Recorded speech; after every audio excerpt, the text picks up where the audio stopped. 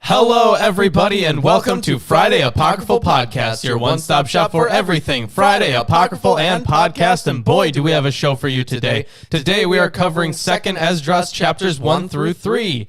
And this one's a little longer than 1st Esdras. It is, certainly. And,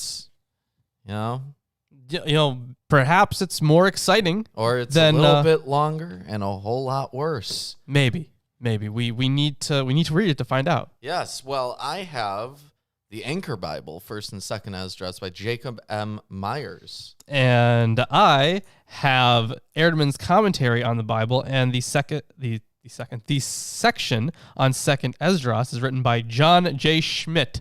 So the most generic name one of the most generic names you could possibly think of. John Jacob Jingleheimer Schmidt. No, the J is short for J. J-A-Y.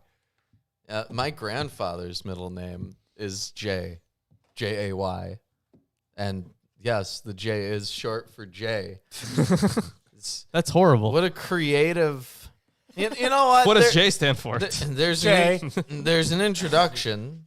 It's really long. Yeah. The introductions are fairly long in those, but at least for 2nd Esdras, considering we just did 1st Esdras, there's not. I'm not going to say I should say there's not really all that much that's different about it. There will be differences, obviously. They're different books, but it's not like the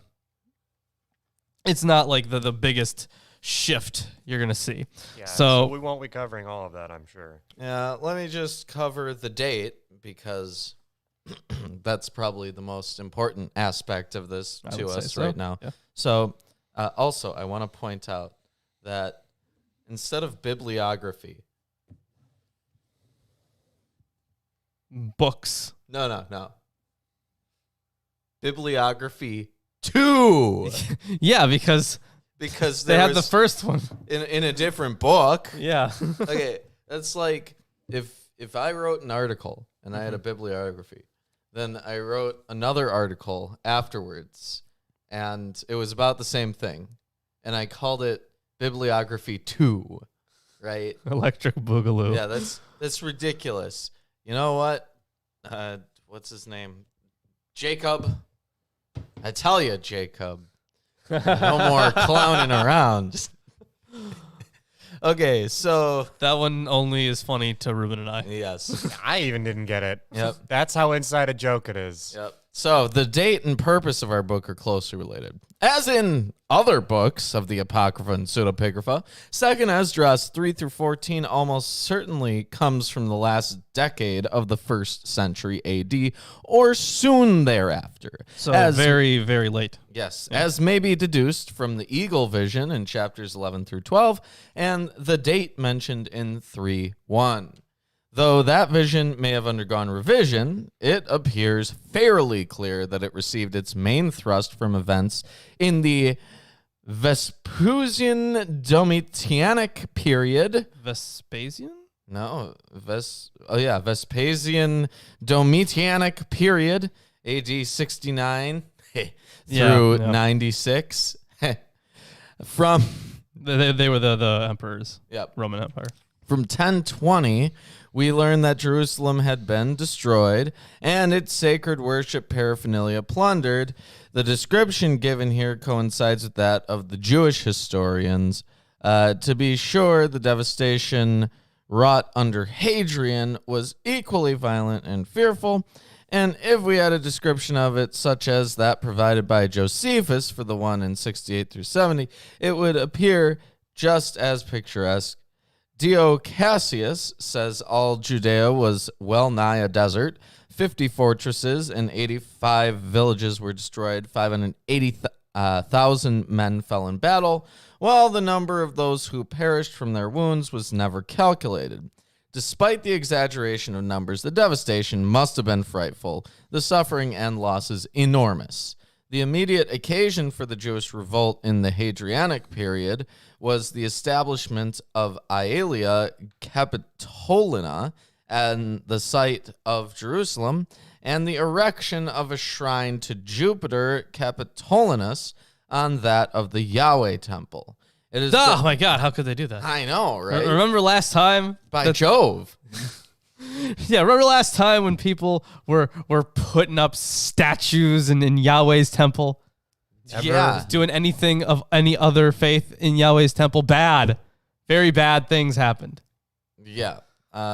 So yeah, there's Well, so in the late first century, possibly early second century, so it should just, so for the rest of the conversation, we're fairly clear on what we're talking about here. So, so the Greek Orthodox Church considers it part of the Bible. They consider it canon, while the Russian Orthodox Church holds it to be biblical, but of less authority than the major part of the Bible. The Vulgate included it as apocryphal, calling the whole work Fourth Esdras. So in the Vulgate, this is Fourth Esdras. yes. And the Vulgate is wrong. Okay. So the book has nevertheless fostered the devotion and faith of Christians in many times and places. So I think you were mentioning some people or some early authors who were referencing it, right? I think you mentioned them. Or were you just talking about... Because we got a few here. So we have... so it was quoted by various church fathers of the early centuries. So Clement of Alexandria and Ambrose. I mean, I mentioned Josephus. Okay. Well, that's... Yeah, so you're mentioning... Yeah, that's right. You're mentioning historians of the time. Okay. Here's an interesting thing. Christopher Columbus, that is, used it in his appeal to the Spanish crown for funds to discover other lands. His claim was that the world is only 1/7 water and 6/7 dry land, as Second Esdras 641 states. Oh man, they got that flipped. He knew there was more land than had yet been accounted for. The book also furnished the basis for the words Requiem aeternam dones Domine. Grant them eternal rest, O Lord. And that's in 2nd Esdras 2:34, which are the opening words of the traditional Requiem Mass offered for the deceased in the older Roman Catholic liturgy. Close examination shows that 2nd Esdras is a composite work resulting from a juxtaposition of 3 different writings that come from different times. Number 1, 2nd Esdras 3 through 14, sometimes referred to as 4th Ezra. Man, this is going to get real complex real fast. Is a Jewish work that stems from the end of the 1st century AD. Chapters 1 and 2, sometimes called 5th Esdras, oh my God, in their current form are of Christian origin and come from perhaps the mid-2nd century. And 2nd Esdras 15 through 16, or 6th Ezra, my bad, my apologies, are Christian, originating in the 3rd century AD. This more specific terminology of 4th, 5th, and 6th Ezra will be used below. Great. Okay, so now we know that. So 4th Ezra is the middle section. 5th Ezra is the beginning section. And the 6th Ezra is the last section. But it's just 2nd Esdras. So yeah. So as a whole, that's how we're going to We will be referring to it as 2nd Esdras. We will be. Exclusively. The purpose of the book, accordingly, is multiple. 4th Ezra was... So the middle section was written in response to the catastrophe of the year 70, and that's when the temple was destroyed by the Romans. So when the city of God, Jerusalem, and the temple of God were destroyed by the Roman Empire. The Jews had risen up and revolted against the Roman Empire because of the treatment they were receiving from it, but they suffered a humiliating and faith-challenging defeat. In fact, it was so faith-challenging that it's like, in terms of theological significance, it's right up there with the exile. Oh, yeah, wow. it was pretty big. So yeah, that's of course where we're at. All right. Well, I'll hop into it then. So there's some interesting stuff right here in the first verse, which I'll get into. The second book of Ezra the prophet. Now, the second book. The only occurrence in the Old Testament or Apocrypha of the term second. What? That's so not true. Yep. Ezra is the form used in French texts. The Spanish and the Vulgate have Esdras. Ah, okay. For the prophet, Ezra is also referred to as a prophet in 1242, but nowhere in the canonical literature is he so called. There he is referred to as a scribe or the priest or even the high priest. Clement of Alexandria refers to Esdras o prophetes, Esdras the prophet. Okay, so yeah, further on that, so because he used the term prophet, he's no longer only, quote, a scribe learned in the law of Moses, and that's from Ezra 7:6. Mm-hmm. Yeah, so now we have an update to Ezra's status. He was, oh my God.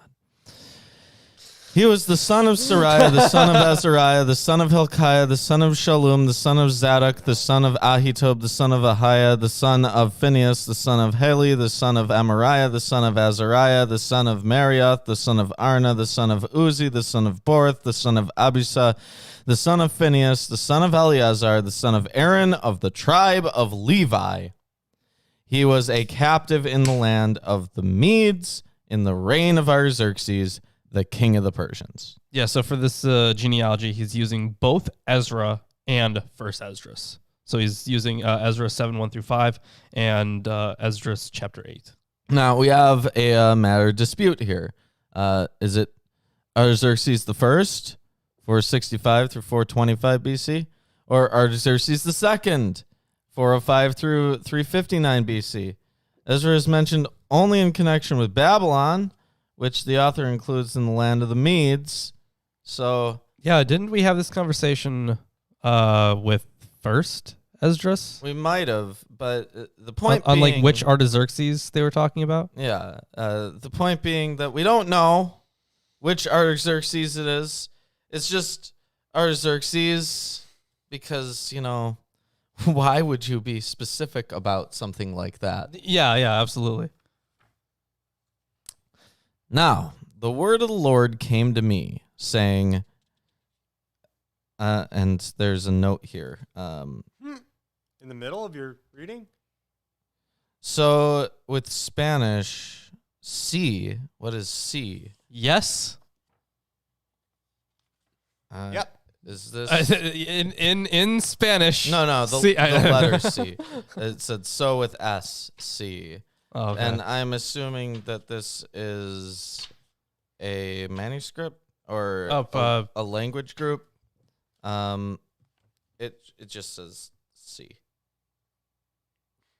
That's a manuscript. Should be a codex, actually. Okay. I don't know which codex, but it should be a codex. So it's in Latin. So Okay. I'm gonna say the Vulgate. It's not. It's not, but I'm gonna say a Latin manuscript. Okay. It says ad Esdra filium Cusi in diebus regis Nabucodonosor. So to Esdras, the son Cush, in the days of King Nebuchadnezzar, rather.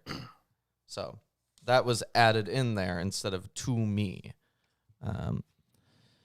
Saying, go inform my people of their misdeeds, and their sons of the iniquities which they have committed against me, so that they may inform their grandchildren, because the sins of their parents have multiplied in them to such an extent that they have forgotten me and offered sacrifices to alien gods. Did I not lead them out of the land of Egypt, out of the house of bondage? But they angered me and spurned my counsels. As for you, shake out the hair of your head and fling all their outrages upon them, because they disobeyed my laws. You know, this sounds a lot like the stuff we read in Ezekiel last week. Mm-hmm. It is very close. So it's not certain whether the translation ought to be as indicated here for shaking out the hair, or remove, i.e. cut.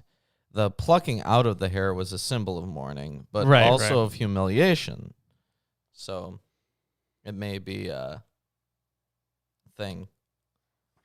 Anyway. Recalcitrant people, how long shall I tolerate them?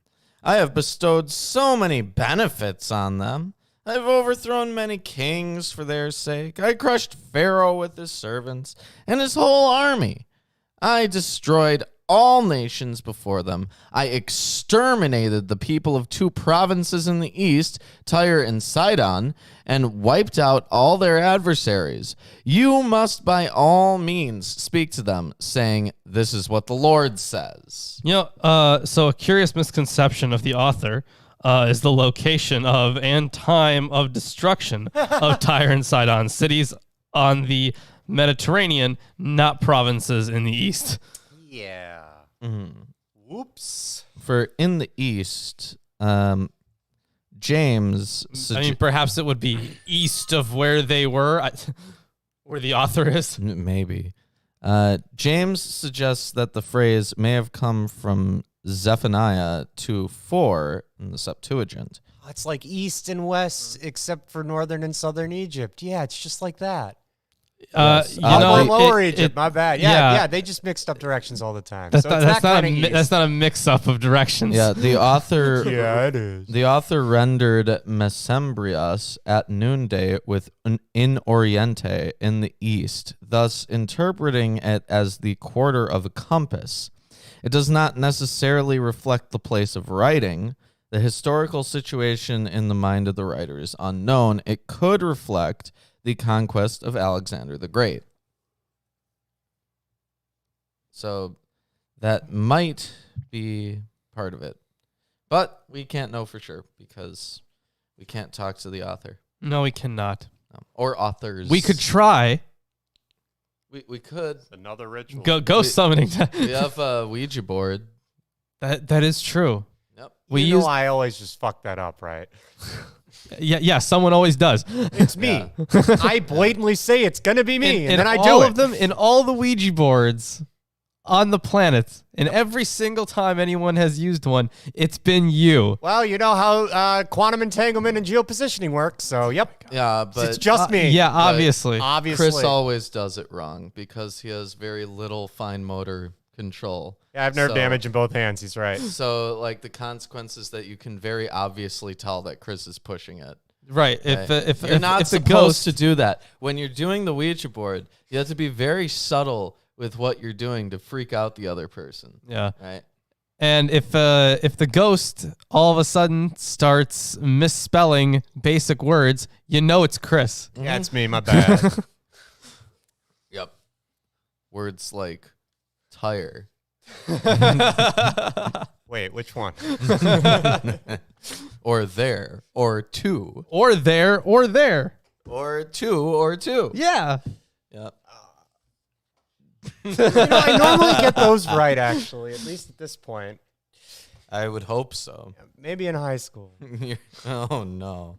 I've improved. Anyways, this is the rehearsal of the Lord's benefits in the Exodus and wilderness. Okay, so as everybody knows, I led you across the sea and laid open for you broad highways through places where there were no roads. I gave you Moses as a leader and Aaron as a priest. I provided you with a light by a pillar of fire and performed great wonders among you, but you have forgotten me, says the Lord. This is what the Lord Almighty says. The quail was assigned to you. I gave you camps for protection. Ooh, that didn't age well. You're right, actually. Uh-oh. Yet there is where you complained. I would too, if I would too. And you did not exalt in my name by virtue of the destruction of your enemies, but have kept right on complaining until now. So, if you were, I don't know, in a concentration camp, you'd be wait, who's complaining talking? too. You can't. I don't know if we're demonetized already or not. Probably not. Maybe Oh, now. it was a real Yes. history. Come So on, you know what I happened. know. when it says Lord Almighty here earlier on a little bit, this is Dominus omnipotens, and the expression does not occur in the Old Testament. God Almighty does. It occurs 6 times. Oh yeah, but Lord Almighty, that's an interesting point. And it's this only occurs here apparently. In I should say in second Esdras, that's apparently the only place that this phrase occurs in second Esdras. Yes. It's in other places in second Esdras, but it's just there. Self-referential body. Yeah. So I'll continue on here. Where are the benefits I bestowed on you? Nice alliteration.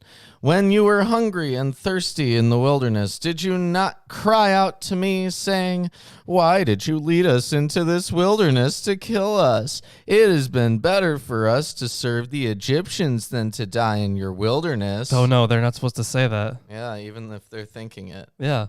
They're not supposed to do that. Yeah, Ridiculous. they ought to be put to death. Big smite coming. I think they should be thrown in a ditch with some uncircumcised guys. Ugh, oh, like no. last Sunday's readings. Oh, I was grieved by your groans, nice alliteration, and gave you manna for food. You ate the bread of angels. Manna, right? So Right. That is that I don't know if I don't think it said bread of angels. It says But bread of no. angels here. No. I know it says that there. What I'm saying is I remember when See we were Wisdom reading of Solomon 16:20 and Psalm 78:25. Yes, when we were reading Wisdom of Solomon. No. Hold on. No, I think it was in Jubilees. No, It I says guess Wisdom of Solomon fine. in the commentary. fine. here. We'll do that one. Okay. So Wisdom of Solomon. I didn't think it said. I know it was food for angels, Mhm. but I don't know if it said specifically bread. Mm. In several ancient languages, They're definitely used a lot. yeah, food Like, and to mean the bread same are thing. often synonymous. Yeah, that's So- true. Your daily bread. including Greek, actually. That's interesting. All right, so let's continue on this bread of angels. When you were thirsty, did I not split asunder the rock so that waters poured forth in abundance? Because of the heat, I clothed you with tree leaves. What is that from? Which verse is that? That was verse 20. It says, not in a biblical story, but maybe an application of Exodus 15:27. Can you pull out Exodus 15:27? Yeah, sure. Okay, so Exodus 15:27. We're looking for tree leaves, apparently. Yeah.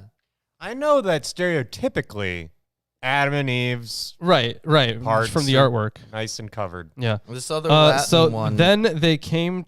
Okay, you said 15:27. Yes, this other Latin manuscript has arbores vobis foliis tectis creavi. I made trees with covering leaves for you. So Exodus 15:27. Then they came to Elim, where so I can't even read. Where there were 12 springs of water and 70 palm trees, and they encamped there by water. That can't be it. There's no way. That's not helpful to what we're reading at all. Okay, I'm gonna read the stuff around it. Maybe this is like one of those cases where the verse number is just one off. I mean, the idea is that he's giving them respite from the heat. So the Lord made for them a statute and a rule, and there he tested them, saying, if you will diligently listen to the voice of the Lord your God, and do that which is right in his eyes, and give ear to his commandments, and keep all his statutes, I will put none of the diseases on you that I put on the Egyptians, for I am the Lord your healer. Then they came to Elim, where there were the 12 springs of water and 70 palm trees, and they encamped there by the water. They set out from Elim, and all the congregation of the people of Israel came to the wilderness of Sin, which is between Elim and Sinai. Yeah, on the 15th day, and he just gives you a date there. But all right, that would be a very strange way to put that. interpretation of that verse. Yeah. I apportion to you fertile lands, the Canaanites. Just kind of sounds like a little oasis, but all right. Yeah. The Canaanites, the Perizzites, and the Philistines I expelled before you. And with more, what more can I do for you, says the Lord? A lot. Unlimited power. Theoretically, yes. Yeah. This is what the Lord Almighty says.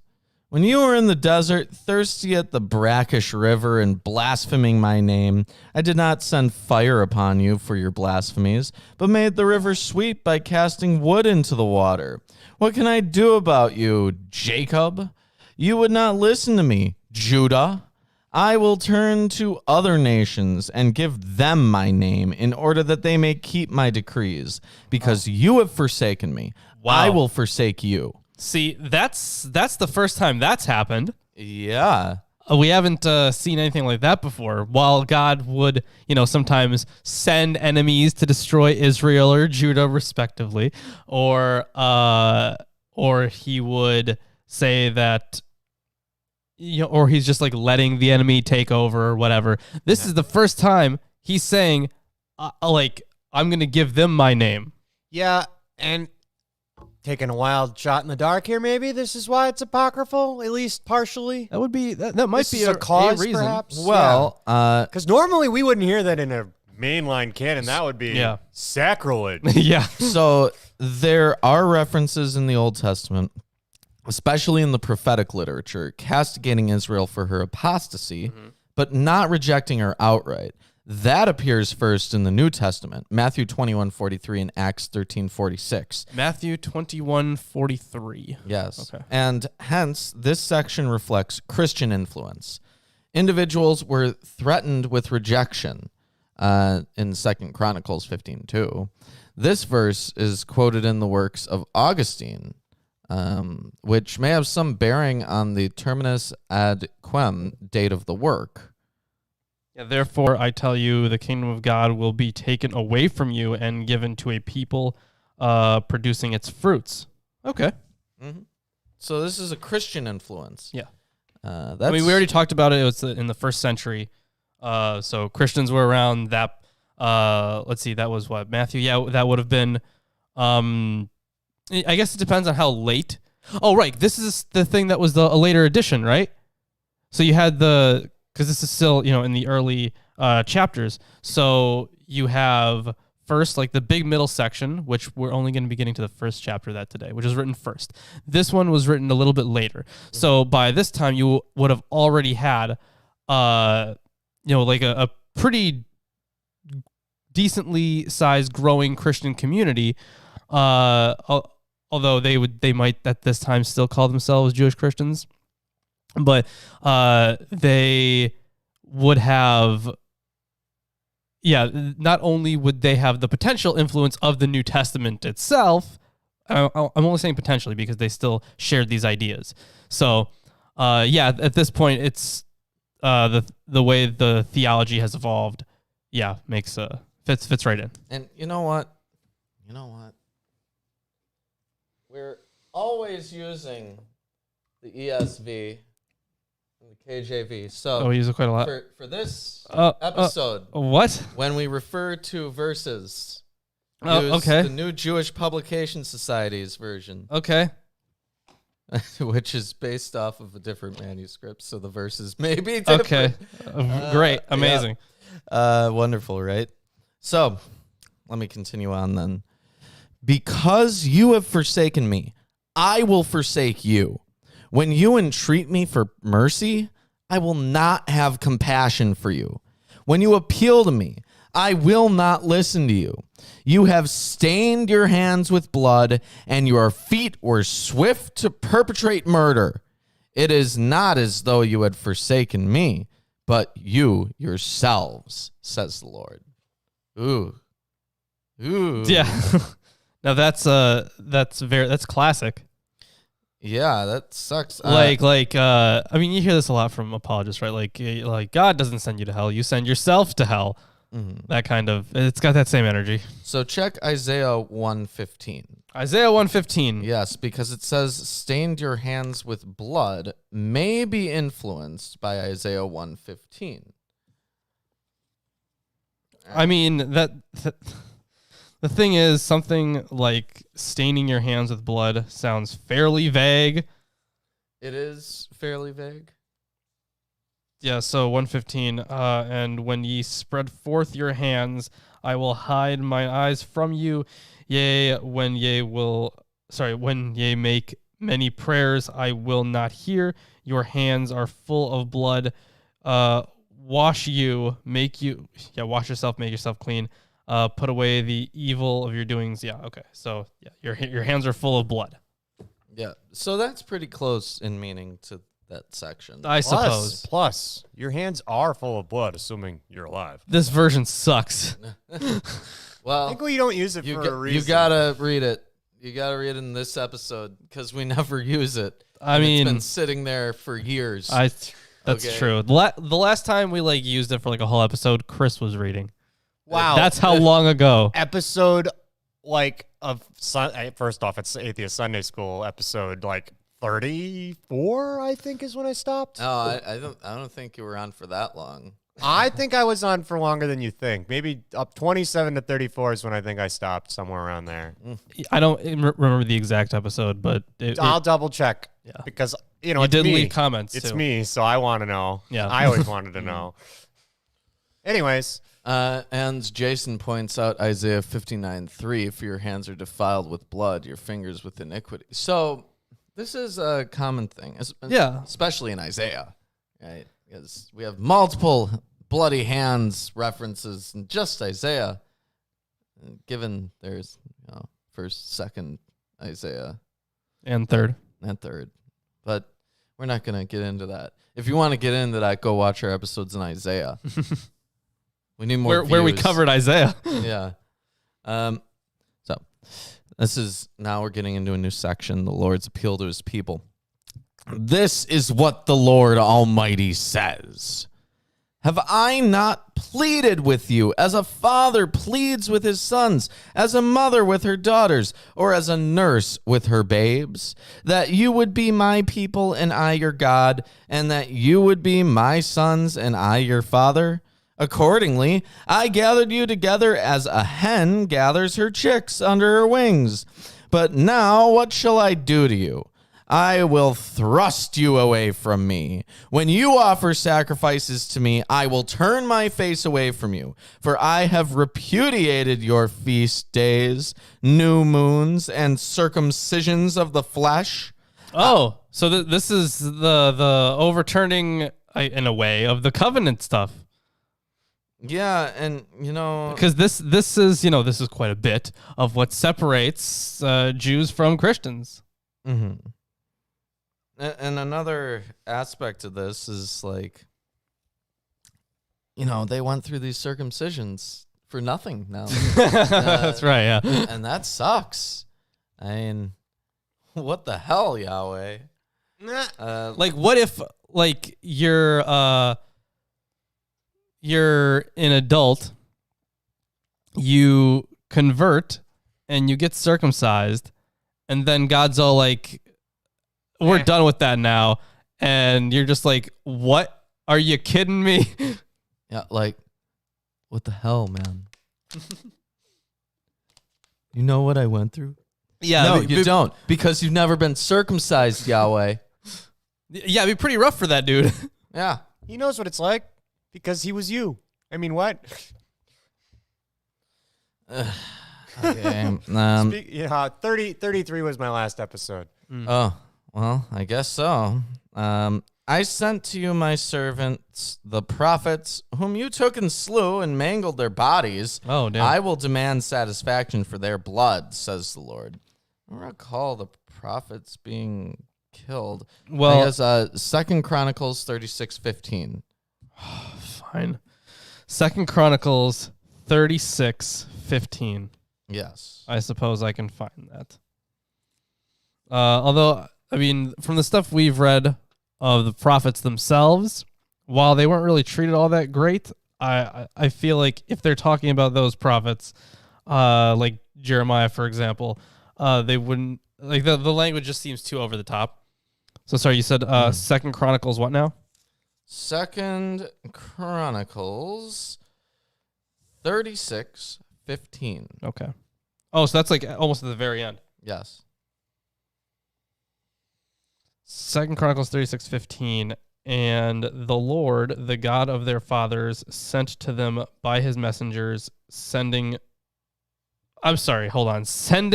betimes and often,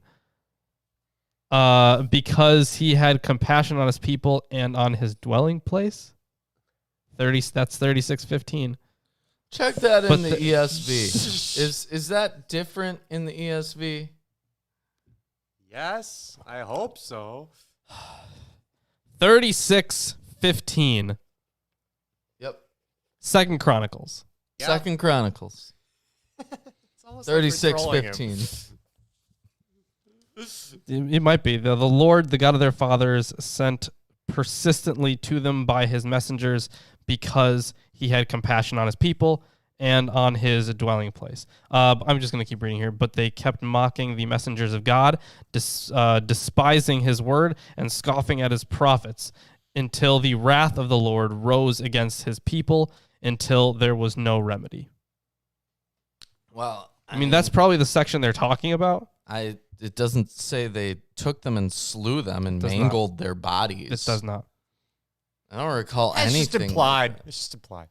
Therefore, he brought up against them the king of the Chaldeans, who killed their young men with the sword. And then it goes on to the exile here. Not really talking about the prophets specifically, though. He's talking about the people. Yeah, I'm not sure. Does Eerdman say anything about this? No. This doesn't. What verse is that? That was verse 32. No, it does not say anything about that. It's weird. It's just made something up, I guess. I mean, what you gonna do? Fucking backflips. Yeah, do a backflip. Now we have a new people. Okay. This is what the Lord Almighty says. Your house is deserted. I will blow you away as the wind blows away chaff. Your sons will not produce children because they, like you, have disregarded my command and did what's evil in my sight. I'm going to deliver your houses to a coming people who, though they have not heard me, believe those to whom I showed no signs will... Okay. There was a semicolon there. Though they have not heard me, believe. Those to whom I showed no signs will do what I decreed. They did not see the prophets, yet they will keep in mind their time-honored admonitions. I call to witness the esteem of the coming people, whose little children burst out with delight, though they do not see with physical eyes, but in spirit they will believe what I have said. Oh, so it's the movie Alien, I've- where little children burst out of people who don't have eyes. Yeah, I don't. I've also definitely heard the same sentiment. Okay, pull out ESV, John 20:29. Okay, I've definitely heard this before. I think Remember, you have to start in John. Yeah, I was going to say, weren't you supposed Yeah, to that's start right. there? that's right, starting in John. 20:29. Yeah, I remember the sentiment coming up quite a bit about believing without seeing and all this stuff. But I thought it was very Pauline. I think I remember Paul writing about that kind of stuff. Mm-hmm. Let me see. 1 Peter 1:8 too. So, Okay, so it's an epistle. So he said 20:29. Yes. Jesus said to him, "Have you believed because you have seen me? Blessed are those who have not seen and yet have believed." Well, I Is guess this how they convert people who are just gullible and also otherwise don't have supernatural experiences? I don't think they use that one to convert people because they realize like why on earth would this work? Yeah, but right? They I think they're smart enough to realize that one. But Well, I've never heard this, so I assume this is not how that's done. Yeah, they wouldn't. It's just They wouldn't do I'm that. wondering why is this being brought up? Even Well, they it's a matter of faith, right? They're guess. showing how strong your faith is if you believe all this stuff without having to see it. when was John written? So John was written around the year 90. So it is possible that the It author could of be- Second Esdras is directly referencing John. Possible, yeah. Okay. Interesting. And now, Father, look with glory and take notes of the people coming from the east, to whom I will give as leaders Abraham, Isaac, and Jacob, Just to be and clear- Hosea, and Amos, and Micah, and Joel, and Obadiah, and Jonah, and Nahum, and Habakkuk, Zephaniah, Haggai, Zechariah, and Malachi, who is also called the messenger of the Lord. Yeah, just to be clear, it could have been written like a little bit later as well, but I tend to think it was like pretty late in the first century. It could have been written like very early in the second century. But yeah, I think around 90, maybe a little later. post-exilic. But yes, post-exilic, Chris. Very, very much post-exilic. I'm trolling. And Wait, is that before the United States was founded? And when's World War II compared to this? I gotta know. oh yeah, it's just a little bit afterwards. So the term father and the expression from the east, God's still speaking to the prophet, who is apparently addressed as father, though Ezra is not called that elsewhere. It may be due to the proximity of the names of the patriarchs, who are often referred to as fathers. That is true. They are referred to as fathers. Might have something to do with that patriarch title. From the east may have been influenced by First Baruch. We need to read that. Yeah, so more on that one. So the nation coming from the east will represent the fulfillment of what the sinful nation was not. This surprising idea of the Christian people as Easterners shows that the author is using images of redemption and liberation in the Hebrew Bible. So you can a whole bunch of places in Isaiah, where liberators are coming from the east, and especially Baruch. Where Zion's children return from that quarter. The Christian people or peoples, the plural in 124 occurs in one group of Latin manuscripts, the singular in the other, will now be what God calls my people. Yeah, so the Christians are the new people because the Jews have been bad boys and girls, and he's like, I've had enough of you. I'm going to different people, and This relationship just isn't working. yeah. So in any case, the coming people are regarded as displacing the Jews, and the latter's great leaders and prophets as being taken over by this new people. The order of the 12 prophets is that of the Septuagint, which points to a Jewish Christian author for the passage. Yeah. What the fuck is a Jewish Christian? Well, they okay, so the Christians at the time would have still considered themselves Jews. Sure. So Transitional. yeah, phase. it's like that in between phase. Here's a so question. Jewish Christian works. You just did your Passover episode. Yeah. Would the Jewish Christians celebrate Passover? Ooh. Yeah. Huh? Yeah. Yeah. So when did they stop doing that? Probably after, well, the tradition had to change after the destruction of the temple. So I mean, it probably stayed for like a little bit in a more familial form, but then it just I don't know if it faded out or what happened there. I wonder what holidays the Jewish Christians would not celebrate, and if they had new holidays.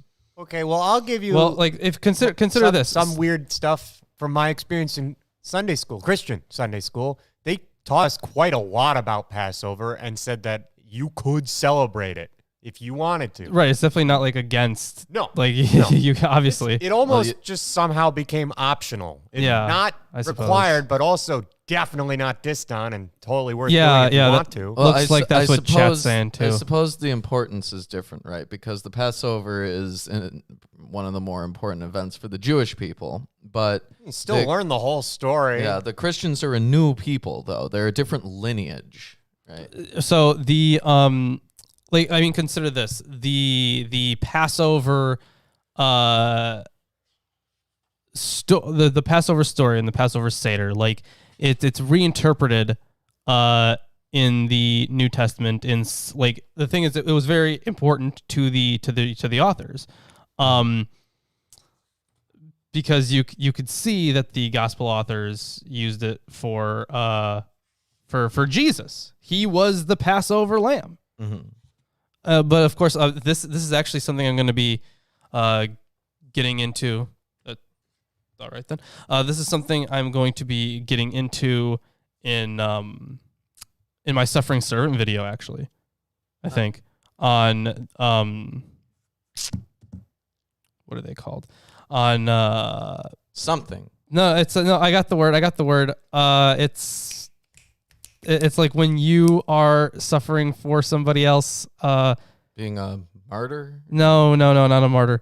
Self-sacrificing? No. Or not even necessarily suffering. But you're taking on. Bearer of burdens? What? Being a nice guy? No, shut up. No. It's God. You know what? Yeah, the word's gonna come to me. The word's gonna come to me eventually. When the tip of your tongue falls off. That's exactly when. Yeah. Then you won't have it. It won't be on the tip of your tongue anymore. It'll be out there for everyone. Vicarious. Vicarious. Okay, it was the idea of vicarious suffering. Okay, there we go. So Well, that's great. That's that. You know, it helps us, other people not suffer. You other people do it for you. that's the end of chapter 1 of Whoa. 2nd Esdras. Now, first bookmark is chapter 2. Second bookmark is textual notes. Third bookmark is commentary notes. Wow, look at you Yeah, there you go. going above and beyond here. Now, I am going to grab some more coffee. So if you want to I see. reference your commentary notes and say something about what you're about to start reading, then Do that. All right. Oh, fantastic. Okay. Let's see where all of this begins. I see I can. Yes. Okay.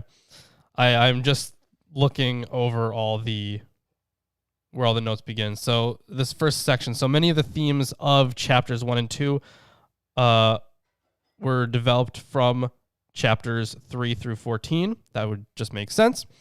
This passage follows on the thought of the first chapter. It continues the complaint of the Lord, who refers to his deliverance of Israel from slavery and his preferred direction through the prophets. But the people of Israel would not listen. Of course, this is just a recurring problem, apparently. They just can't listen. The background here may be the tragic events of AD 70. Of course, that's the destruction of the temple.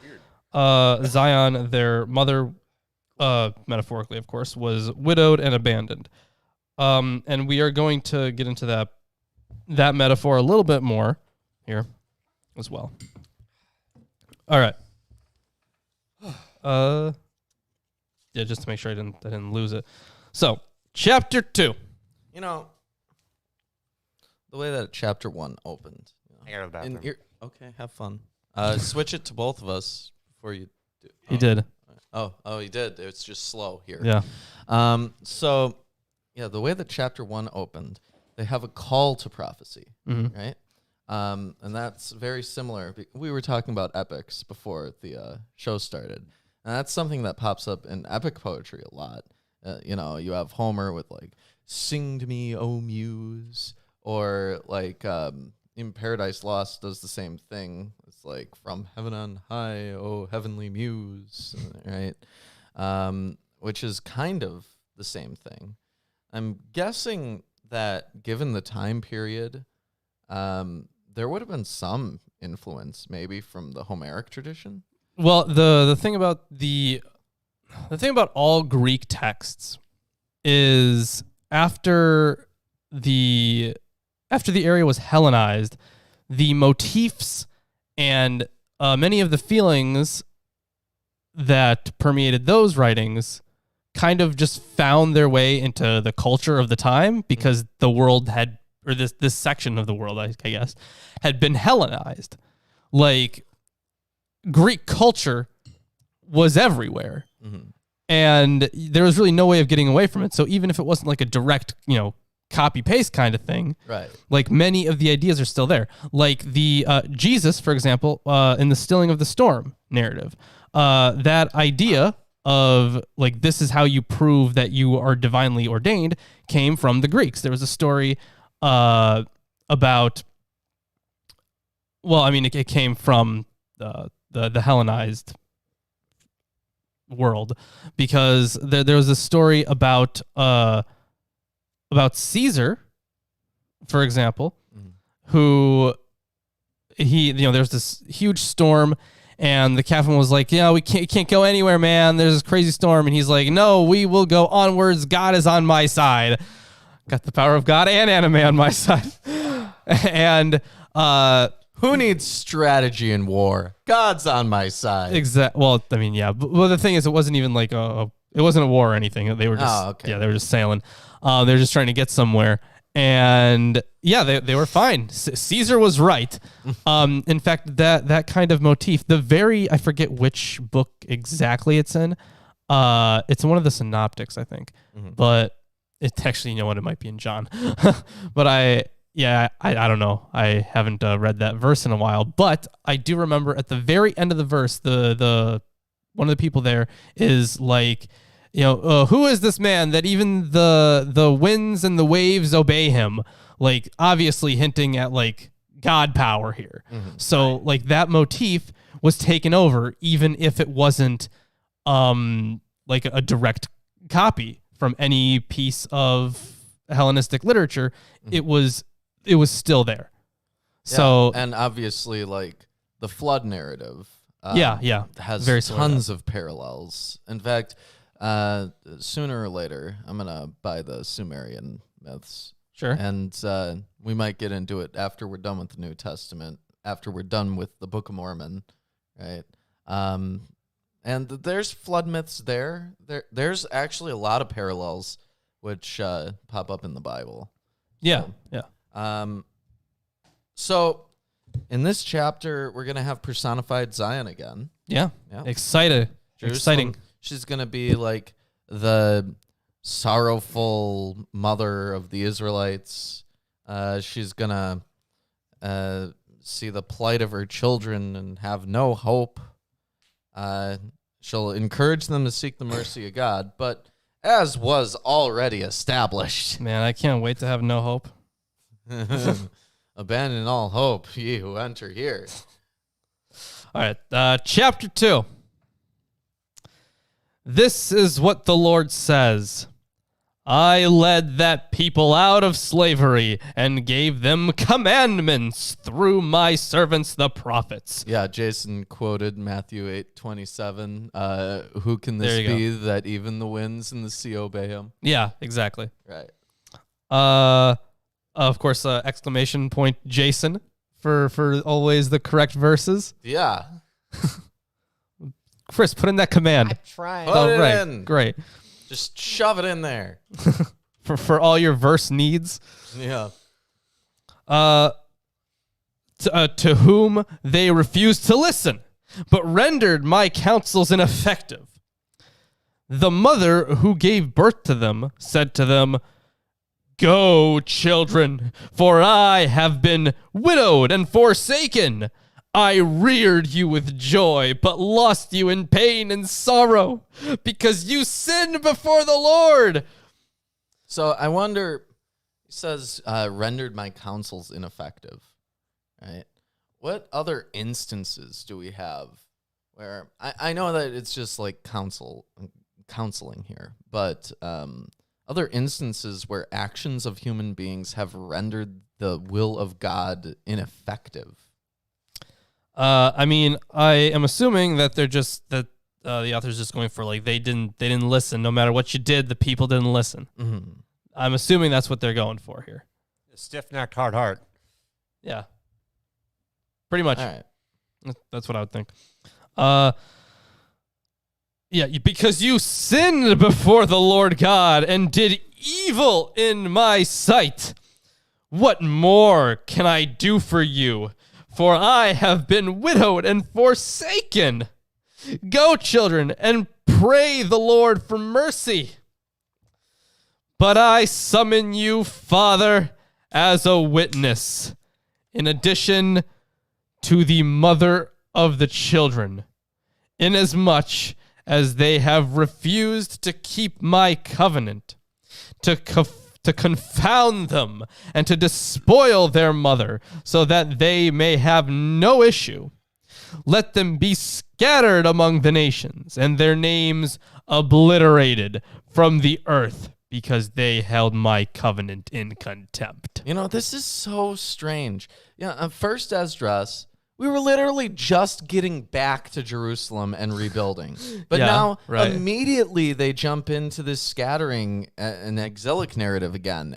It doesn't make much narrative sense. I mean, I understand that it's a new book, Yeah.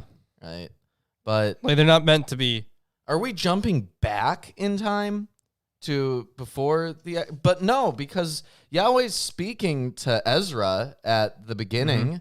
So, like, he's just saying, oh, there's going to be a new instance of the... Like, why?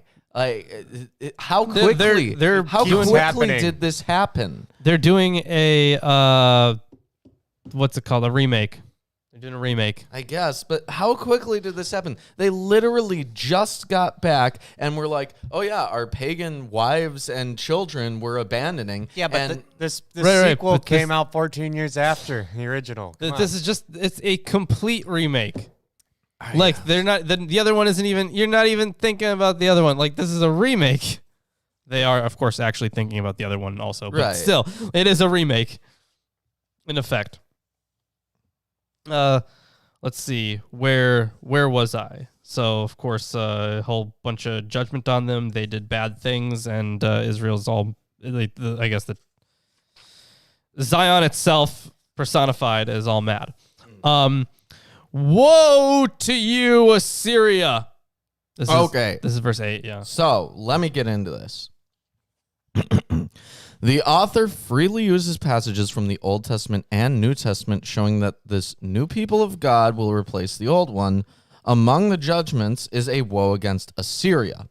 This name is probably a cipher for Rome, the major political power at the time. Alternatively, the intent of the text might be to refer to the ancient cruel military regime of Mesopotamia that eventually was conquered by the Babylonians. Sodom and Gomorrah, or often just Sodom alone, are symbols of destruction due to many different kinds of sin in the Hebrew Bible, and they're going to be relevant in the upcoming verses. Yeah, so in Revelation, Babylon was used as a stand-in for Rome.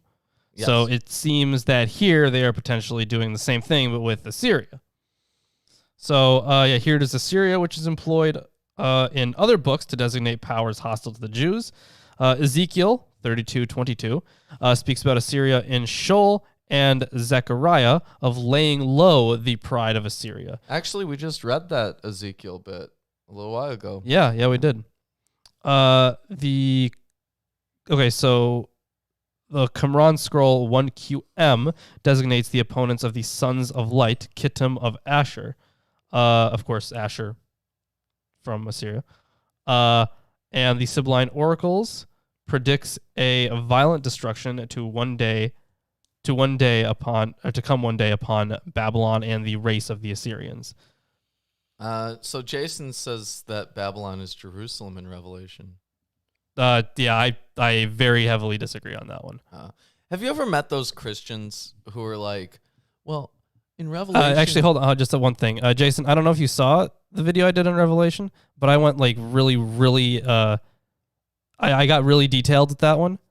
Don't know if you've seen it or not, but I think that when they're talking about Babylon, when they mention Babylon, they are talking about Rome, and I think predominantly it was written as a text against the temple cult.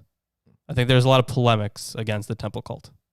So have you ever met those Christians who are like, well, in Revelations, they talk about Babylon, and they're not referring directly to Babylon.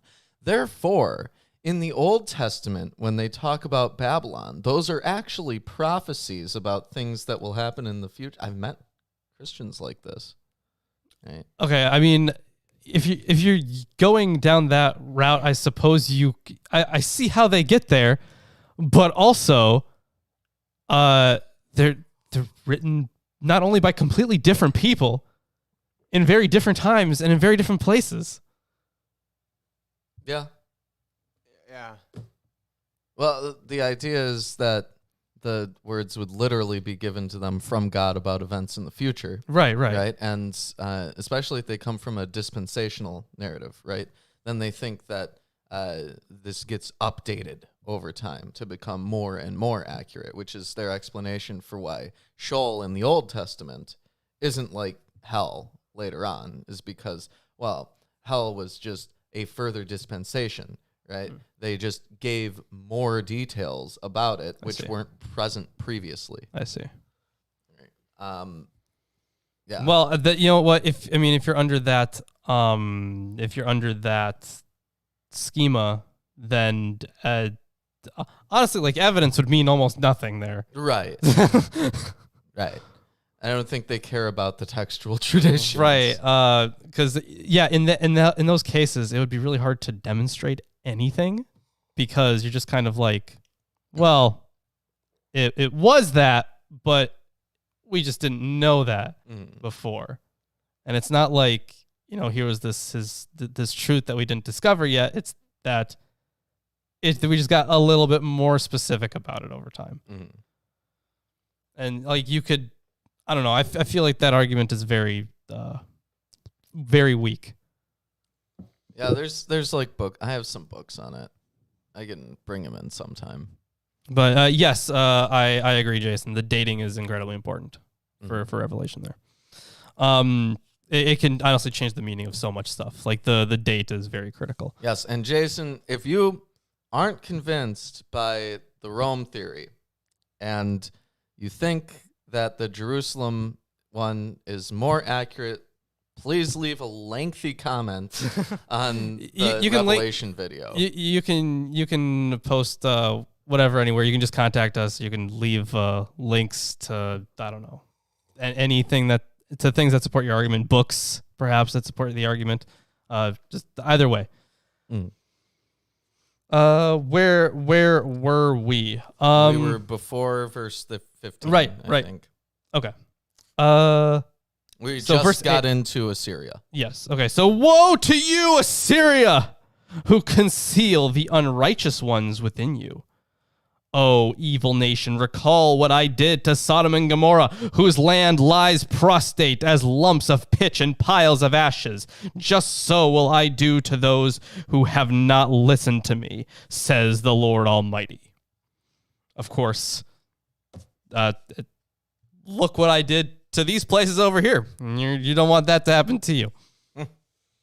All right, so we're getting to verse 10 then. This is the Lord's address to Ezra. And this looks like part 1 here. The kingdom of Jerusalem is to be given to my people instead of Israel. Ooh, more of that Christian influence it's looking like. Yes, the new people. Yeah. This is what the Lord says to Ezra. You're going to say something? By the way, let me know when you get to verse 15.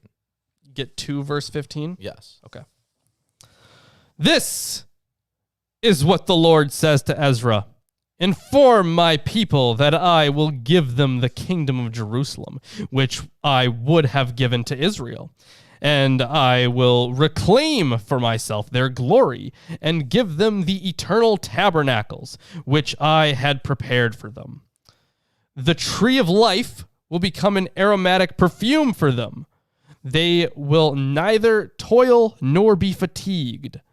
Ask and you will receive. Pray for but a few days for yourselves, and that they may be shortened. The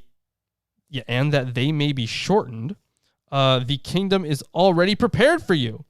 Watch for it. Call to witness. Call heaven and earth to witness. For I have set aside evil and created good, because I live, says the Lord. This has so much Christianity packed into it. Yeah. So you're talking about a new kingdom. I see why it's in the canon for them. Right. It's so we're talking about a new kingdom already. That is, not only is it taken over from Jewish apocalypticism, it's also, greatly expanded upon in a book like Revelation. I cannot wait till we get to Revelation. That one's going to be so fun. Yeah, it's going to be in like a year. So they're waiting for it, and we got Tree of Life imagery. Mm-hmm. That's always fun. Let's see what verse is that. So I just finished verse 14, so we're getting into verse 15. Spider the Atale, thank you for the $4.99. We don't know where that's going yet, but it's there, and thank you. Have you ordered the thetan-meter? No, it's on the list. It's on the list. He will order the thetan-meter soon. Yes. If he doesn't, we will Sue him. We'll crucify him on a hill. You know what? It may as well happen. Yeah. Fuck. I just finished verse 14. So have not started verse 15 yet. Verse 15 in this section, 15 through 32, the focus is on the new people personified as a woman, the church, or the fulfilled Zion. Curiously, the first word to her is that her deceased children will be raised. Perhaps this reference is to the martyred Christians, or at least those who died a natural death before the parousia. And the parousia is the second coming, by the way. Okay. 1 Thessalonians 4:15 through 17. She's promised that the prophets Isaiah and Jeremiah will come to her. These two prophets were selected perhaps as the prophets who were regarded as those who spoke more fully of the coming of Jesus. So more on, because when I was reading about the whole Tree of Life thing and this perfume and whatnot, I was like, I could swear we've seen references like this somewhere. Also with the not being fatigued, I believe that was one of the promises as well. Mm-hmm. I don't remember that specific one, the not be fatigued one. I mean, I remember it coming up, but I don't remember the verse, obviously. So a lot of references here. Tree of Life perfume. Let's see, cross-reference 8:25, doesn't matter. Revelation 2:7, 22:4 and 14. Then we also have Isaiah 65:22 in the Septuagint. We got First Enoch, of course, as a reference. Of course. Let's see. We got Second Enoch as well as a reference, which we'll get to eventually. Yeah. So this is, by the way, what I'm about to reference here is one of my favorite books in the Apocrypha. The Apocalypse of Peter. So in the Apocalypse of Peter, we read of a great garden full of fair trees and blessed fruits, and of the odor of perfumes. The fragrance thereof was pleasant. The Tree of Life is referred to only once in Qumran literature, but the theme was common in Oriental literature. Of course, 4th Maccabees, 18:16. The Tree of Life is for all those who do His will, which we may or may not ever get to. I don't know, man. We already read the same story over once. Yeah, and the whole point of those was just different points. Like one was for politics, one was for religion, basically. I wonder what 3rd Maccabees is for. Oh, I don't know. I don't wonder. I don't care. Let's see. Let's continue on here. So this is, part 2 here. Appeal to the mother to embrace her sons. Mother, embrace your sons. I was about to say, you're going to get into Danzig here. Yeah. Right. Man, I haven't heard that song in a long time. Rear them cheerfully as a dove does her young. Strengthen their feet, for I have chosen you, says the Lord. Moreover, I will receive the dead from their abode and lead them forth out of their sepulchres, because I acknowledge my name in them. Do not be afraid, mother of sons, for I have chosen you, says the Lord. I will send you helpers in the person of my servants, Isaiah and Jeremiah, at whose behest I have sanctified and prepared for you 12 trees loaded with different fruits. Now, this one is interesting to me. So, of course, servant pops up a lot. The word servant pops up a lot. But it's very interesting that these two specific prophets are listed as the servants here.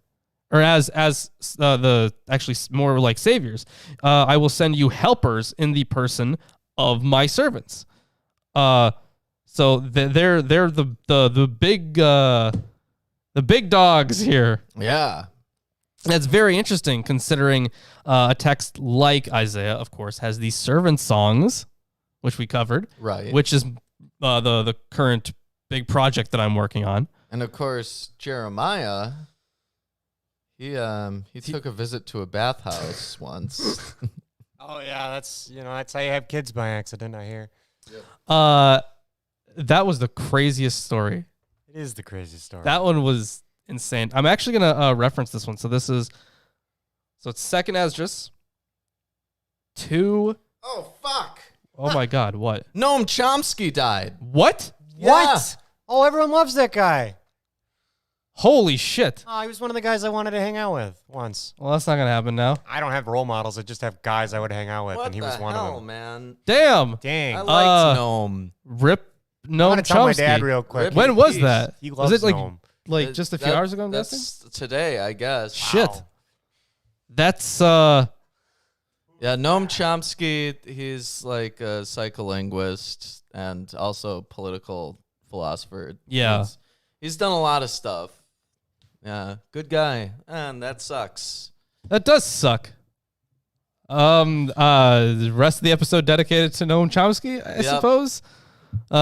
Since Chris is upstairs, just imagine it across the Yeah, street. just a big, beautiful, dedicated to Noam Chomsky. Okay. Mhm. Yeah, let's continue here. I actually wrote down the verse there because I want to hit on it possibly in the video. At whose behest I have sanctified and prepared for you 12 trees loaded with different fruits and the same number of fountains, so 12 fountains flowing with milk and honey. So this is a reference to the tribes. Yep. And 7 gigantic mountains covered with roses and lilies, with which I will make your sons replete with joy. This has some Revelation stuff in it. I remember 7 mountains or 7 hilltops in Revelation, if I'm not mistaken. Yeah, and I was just reading right now, ironically, about the 7 layers of heaven or the 7 mountains of heaven, which is a pretty old mythos from, I guess, called Hyperborea. Have you heard of that before? Yeah, I'm familiar with the Hyperboreans. Okay, yeah, so I really wish I knew how that was entangled and ironic. It's super weird that I'm reading about it right now, so, I don't know. Or actually, is it Also- from Revelation? I'm thinking. I remember these 7 mountaintops, and it's the imagery. The imagery is somewhere. Well, there's also 7 seals and 7 trumpets. You're right. It's just completion, right? But but specifically the mountains is what I'm thinking of here. I forget if that was in. Was that in Revelation or was Could that? have been an Enoch. It could have been an Enoch. Because You're I right. remember the Enoch also. A shout out to Enoch. Could have been the weird metallic mountains they talked about. Like one mountain was made of iron and one mountain was gold, and Yeah, that's right. It was Revelation. Yeah. The 7 heads are 7 mountains. There we go. Yeah. Yeah. I think Thank you, it also Jason. may have been an Enoch too. Yeah. Either way. Yeah, Enoch does. Here we mention go. Yeah. All right. Jason thinks, but Jason's been right about everything, basically. So, All right, let's continue on here. So that one's, of course, I'm going to go with some kind of completion here, with which I will make your sons replete with joy, vindicate the widow, judge the fatherless, Wait. Judge the fatherless? Yes. All right. Judge the fatherless, Lawrence. I don't think. All right, let's see what else he has to You say on that. bastard. Give to the destitute. Maybe they mean that in a different way, because the usually they like orphans are people that You want to help Yeah. in this book. So hopefully they mean in a different way. Well, upon Verse 20? completion, there's the day of judgment where everyone gets Yeah, it judged, could be that. including the fatherless. Yeah, that's true. Could be that. It might Interesting. be more in the commentary. Yeah, notes for that. Okay, so actually vindicate and judge here. I mean, yeah, we see orphan and widows together like all the time. But we can cross-reference Isaiah 1:17. Isaiah 1:17. Yeah. He better be in the prophets, man. If yes. Isaiah isn't in the prophets. Yes. Well, because we've had bits where like someone should have been in the prophets, but they're in the writings. That doesn't make sense. So that's Yeah, what's the verse? 1:17. Yeah, Isaiah 1:17. Okay. Yeah, it says repeatedly that he saw 7 mountains. Yeah, I knew I remembered 7 mountains. I knew that was important. Pretty common motif slung around. Yeah. So on this, Isaiah 1:17. Learn to do good, seek justice, make the oppressed happy, defend the orphan, argue the widow's case. So I actually want to hit on some of this from before, especially on probably the servant a little bit as well. So or maybe I could just you know what? Once it gets through verse 32, that's when I'm gonna go back to it. Once I get done with the section. Yeah, well, there's more commentary after verse 32. Yeah. So I will read from it when you tell me that you've finished verse 32. Okay. That'll never happen, especially if I keep talking right now. Oh yeah, never gonna happen.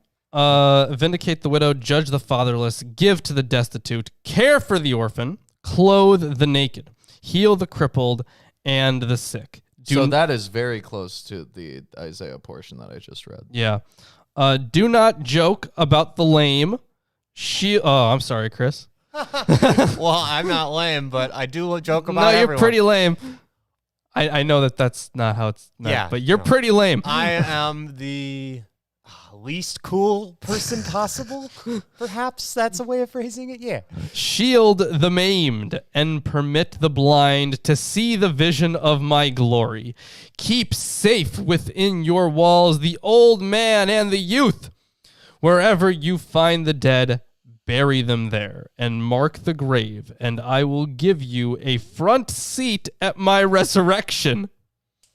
Well, if that's not Christian, I don't know what it is. Coffee? They say, Oh, yes. for him? Okay. They say that the United States is a Christian nation, but if you find a dead body out there, you can't just bury it and mark the grave right there. That's illegal. Maybe I should start doing that. You would probably be held liable for something. Probably, yeah. Desecration of a corpse, I'm guessing. Well, I don't know what you're doing to this No, corpse. even if you're just like, I don't know, because it's probably evidence for something, right? Or obstruction of justice, possibly? Yes, absolutely. Yeah, that is maybe what I was something going to in say. there. It's obstruction of justice for sure. I mean, Yeah, I'm guessing even if you just bury it, you're still if you damaging it find in a some dead way. body, even if it's like bones, right? And it's just been there for a long time, but you don't know how long, you should probably report it. 100%. Yeah. There's no reason not to, because you're infringing with a cold case then. And Yeah. you'll be in trouble. So you may as well just tell. It's never happened to any of us. Unless you have desecrated this corpse, Oh, in right. which case, do not report it. Right, You'll you- just get in trouble. If a bear shits on a corpse in the woods, does it desecrate it? Yes. Yes. Okay, thank you. Can't be held accountable for it, though.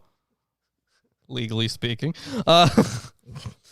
So, yeah, it's front seat at my resurrection. Wow. Relax and rest, my people, for your repose will come. Nice alliterations. Yeah. Good nurse, suckle your sons, and strengthen their feet. As for the servants whom I have given you, none of them shall be lost, for I will seek them from among your number. So I'm guessing at this point they're not talking about Isaiah and Jeremiah. Probably not. One would think not. Yeah. Is it hot over It's there? hot under here. Yeah. I don't have AC down here, and it's probably hot outside. And you know what? You don't have AC in your headphones. No, not yet. Anyway. Not yet. That's the next step we'll in get technology. Air-conditioned headphones, air-conditioned glasses, air-conditioned coffee cups.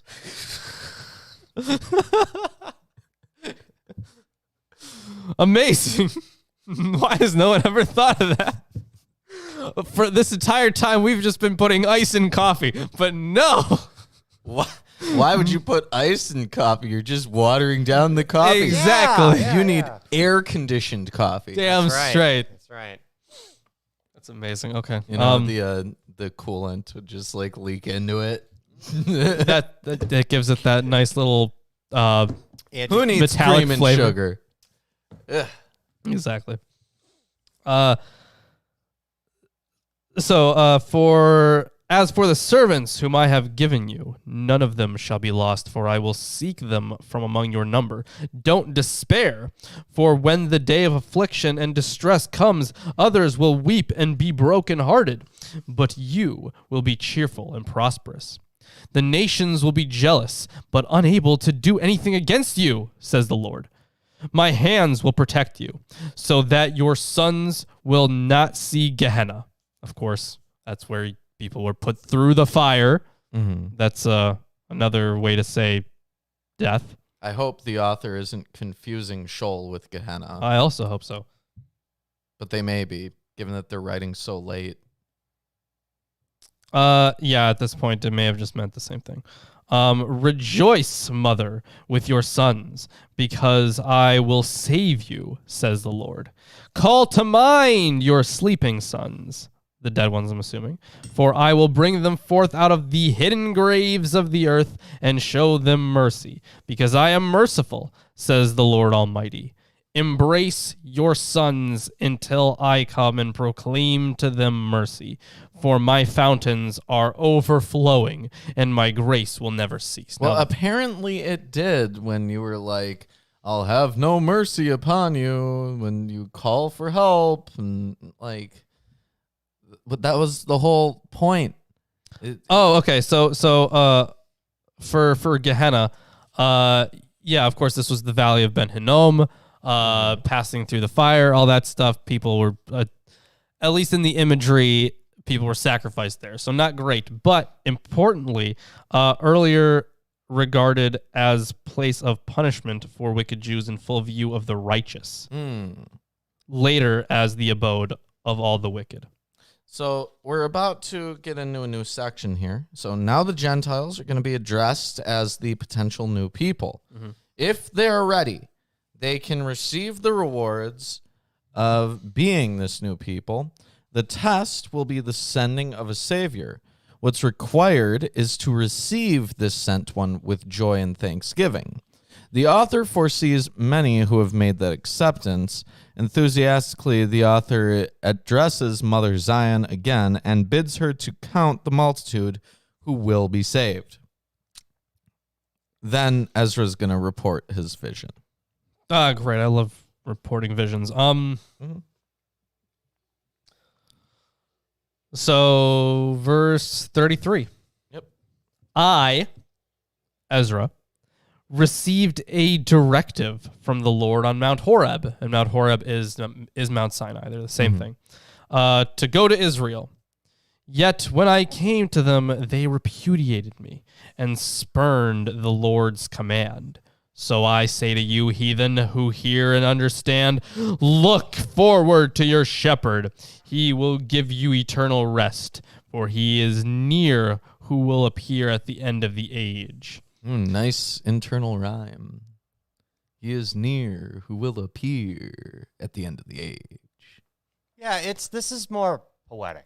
Be prepared for the rewards of the kingdom, because incessant light To incessant light. Wow. Okay.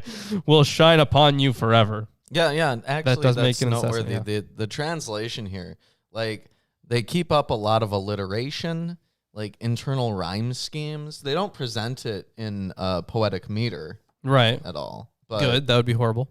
Well, Well, it wouldn't make any better, is what I'm saying. you know what? If you've read a prose translation of the Iliad and a poetic translation of the Iliad, the poetic translation is better. They both. Hands down, every time. They both. No exceptions.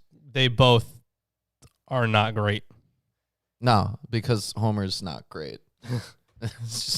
But Homer no good. How's that possible? The amount of times that man just changed words just to fit the meter, like it'd be like when someone tries to rhyme something, like maybe they say gain and then they say again instead of saying again. Yeah. yeah, it's like That forced rhyming thing. It's like There's their a name for that. rhyming Richard said is to me the other week. criming. I forgot what it was called, but there's a name for that. It's like off rhyme or something.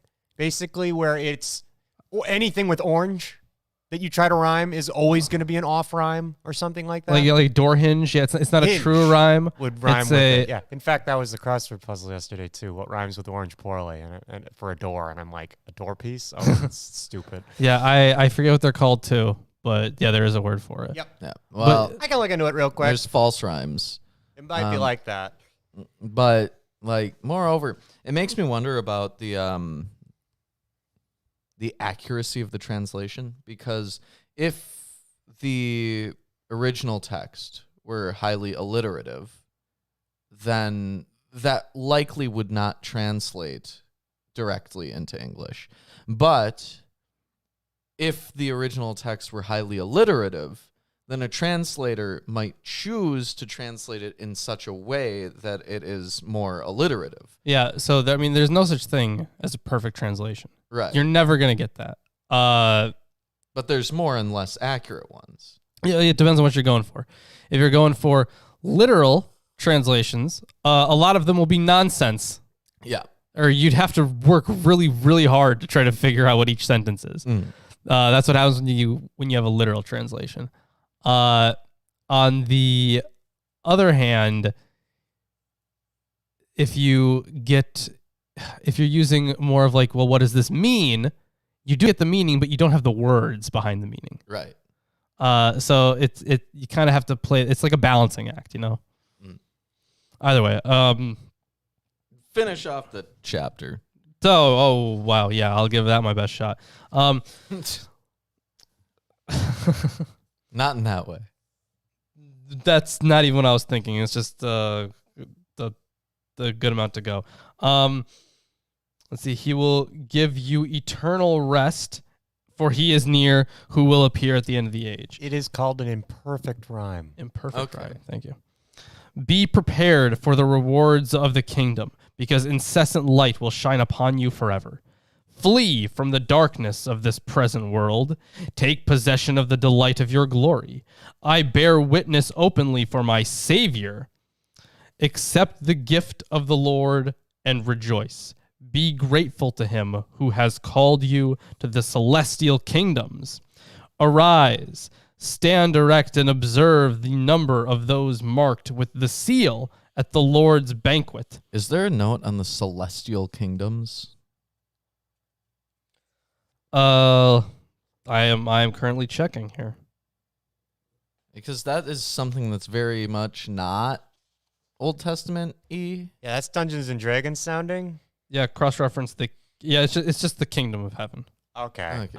That makes more sense. Yeah, but I mean the whole thing is that the idea of this new Jerusalem is to become a heaven on earth. Yeah. Right. Yeah, we've heard that a bunch. Yeah. Right. And I'm just looking here for the just for something. Well, I guess there's not really that much substantive. Most of it is, yeah, of course, talking about the Christian world and it being the Savior, being Jesus and all that. The present world and the eternal world to come. The conception here appears to be Christian, the shepherd being the Messiah Christ. Ezra urges his hearers to look for the reward of the kingdom. Yeah, it just classic stuff that we've heard like a lot in our lives.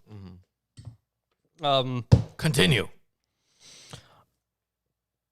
Yeah, those marked with the seal at the Lord's banquet, and of course, that would be interesting to talk about too.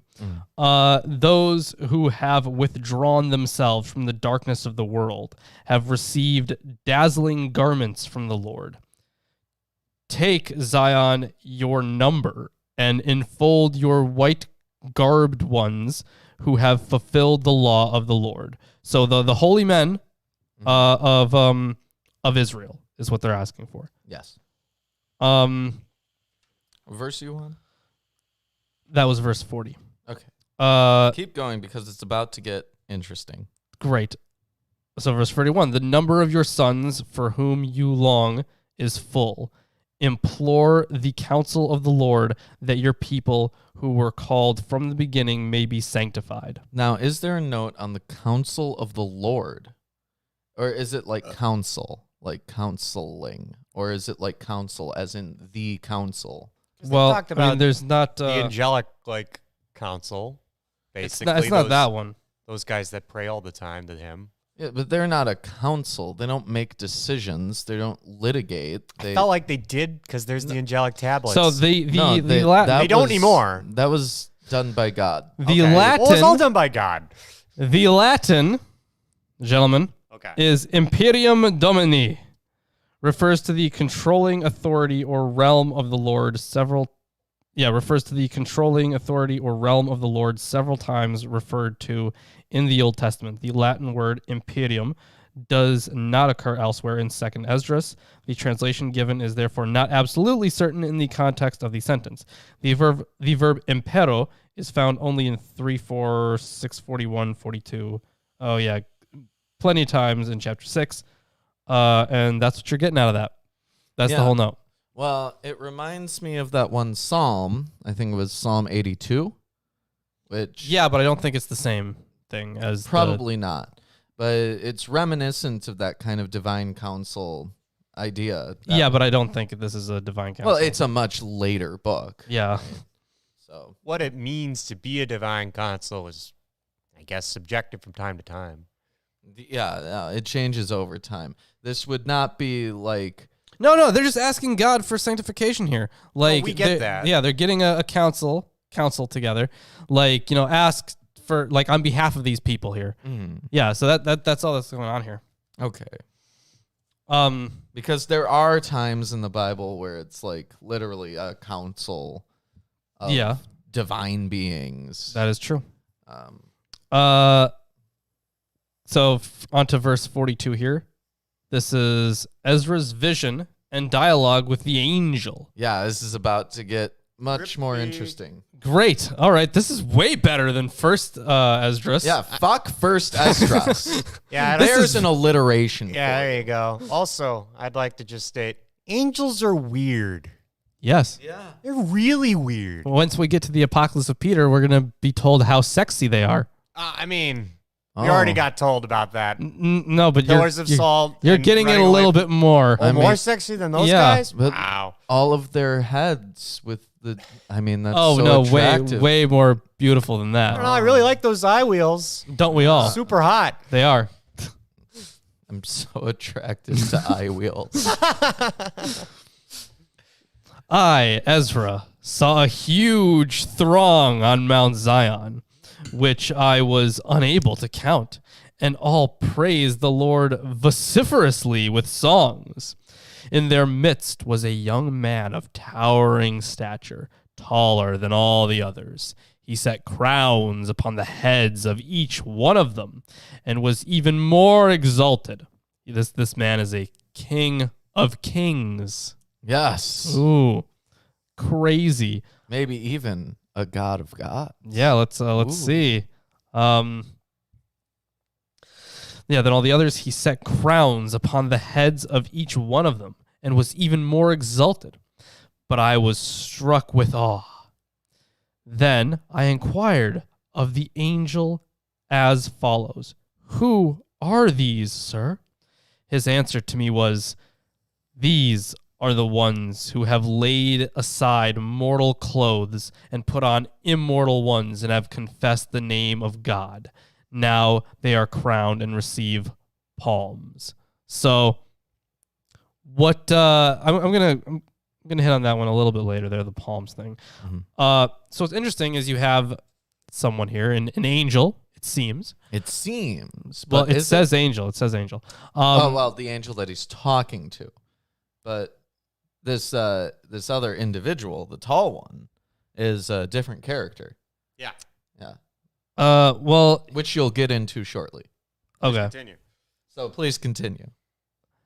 Then I said to the angel, "Who is that young man who has crowned them and put palms in their hands?" His answer to me was, "He is the Son of God, whom they confessed in the world."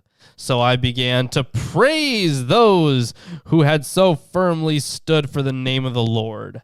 Then the angel said to me, "Go quickly, tell my people what sort of and how many wonders of the Lord God you have seen." Well, in this it has so many markers of a heavenly throne scene. Yes, it does. And Eerdman's comments, Ezra reports his vision of a multitude. In the midst of this multitude of those who have taken on immortality stands one who towers above them all. Ezra, in good apocalyptic style, asks an angel the identity of the tall young man. That is good apocalypse style. That's a very good Yes. point.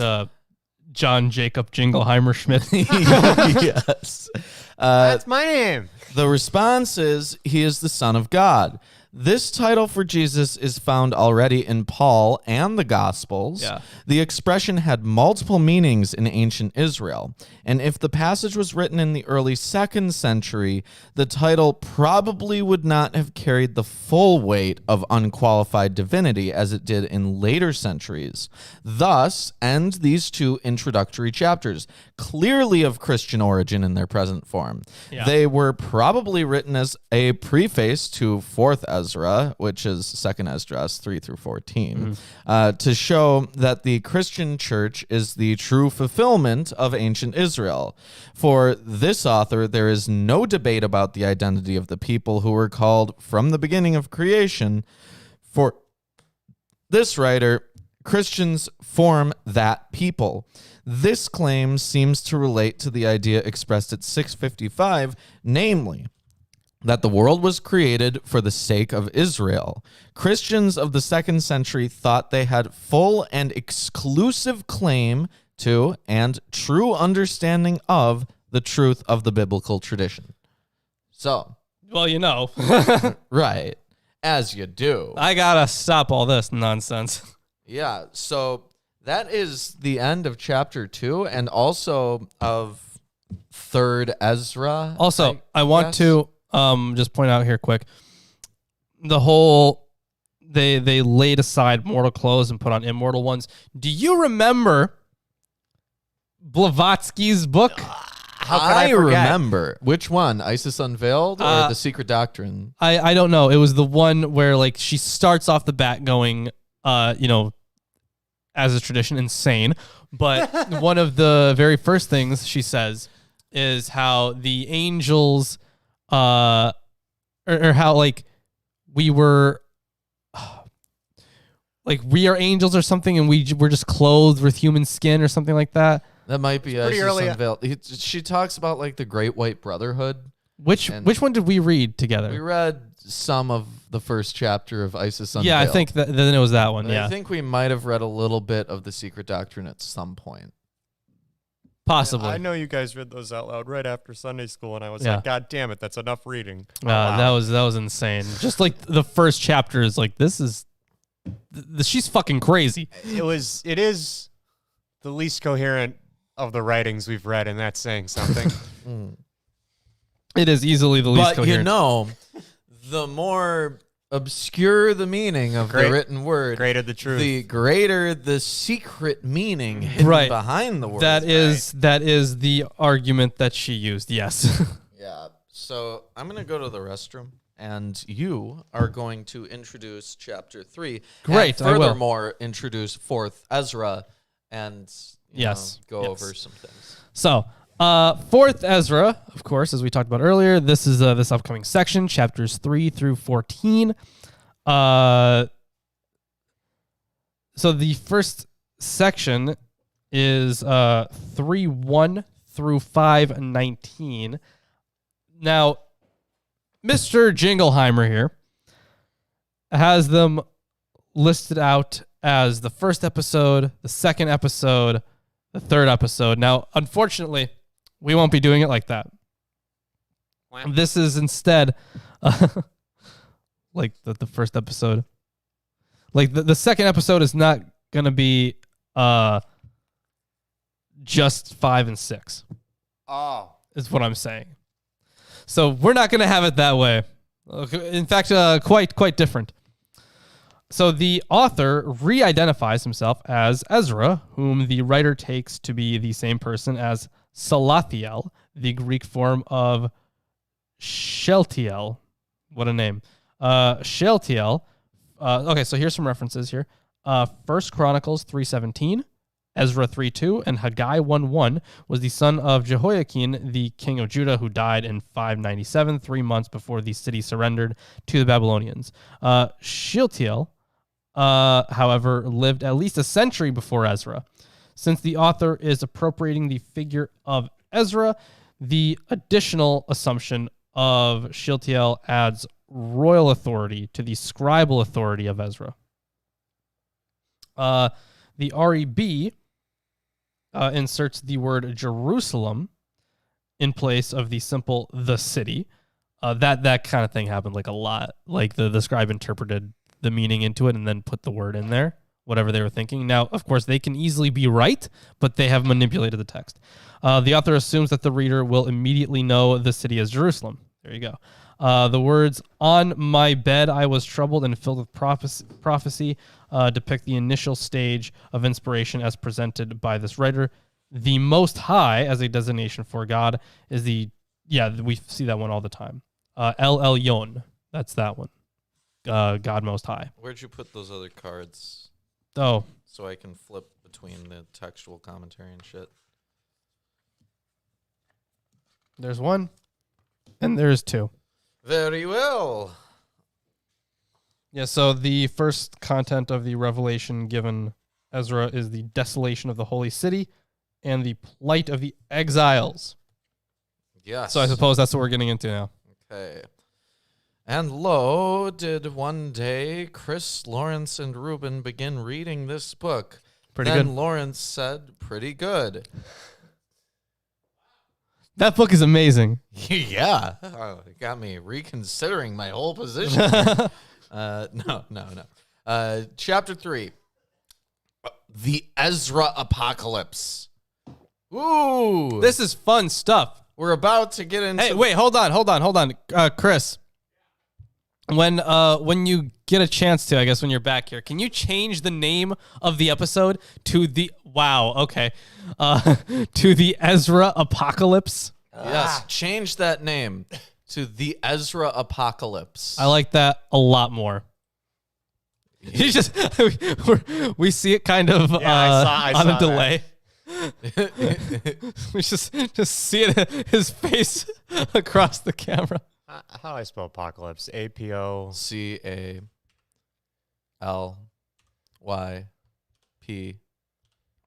No, that's E. It's supposed to be YP SE. And you have an extra space there, I think, afterwards. Yeah. There you go. Perfect. Now save it. Save that shit. Saved. Ha! The Ezra Apocalypse. The Ezra Apocalypse. I like that. I like that a lot more. Yes. Hey, make sure if you guys are enjoying the stream, you leave a like and you share the video because I don't think anyone you know wants to miss the Ezra Apocalypse. Right, and we will be reading the Ezra. That is the name of 4th Ezra, or chapters 3 through 14. Yeah. So, yeah. Ezra Apocalypse. Let's get into it. In the 30th year after the overthrow of the city, I was in Babylon. I, Salathiel, who am also Ezra. Now I was perturbed as I reclined upon my bed, so that my thoughts swarmed around my mind, because I visualized the ruin of Zion on the one hand, and the affluence of those who lived in Babylon on the other. Hence I was so profoundly disquieted that I began to address the Most High in terms reflecting my apprehension. So, in the 30th year, Ezekiel 1:1 uses the same formula. Yeah. The 30th year would be 557 BC, since Jerusalem fell in 587 BC. If the king referred to in Ezra 7:1 is Artaxerxes I, the date here would be 100 years earlier. Also, Salathiel is the Greek form of Hebrew. Sheol. We talked about that already. Okay. I covered it. Well, that's just why Salathiel should figure here as an unsolved mystery, since he figures nowhere else in the Jewish literature in a significant capacity. Adds a royal authority Mm-hmm. to the scribal authority of Ezra, apparently. Yeah. Well, there you go. That's one explanation, but it's a mystery. Ooh. Huh. So the ruins of Zion, the affluence of Babylon. So, well, that was to some degree true of the Jews in Babylon and the Jews remaining in Judah during the exile. The reference here is to the increasing gap between the Jews and the Romans after the destruction of Jerusalem in AD 70. So, there you go. Because we're referencing places as Rome now, I guess. Sweet. Anyways, I said, "Oh, Lord, have you not spoken at the beginning when you and you alone formed the earth?" Actually, wisdom was there. Oh yeah, that's a good point. But he's the only one that talked, right? Yeah, he's the only one that talked. Wisdom was just there. One might assume that wisdom said something to Yahweh at that time, but no, it's not in the book. So That's true. Yeah. you can't. You know where it must be? In the Midrash. Must be somewhere in there. Man. Anyways, when you and you alone formed the earth and commanded the dust, so that it gave you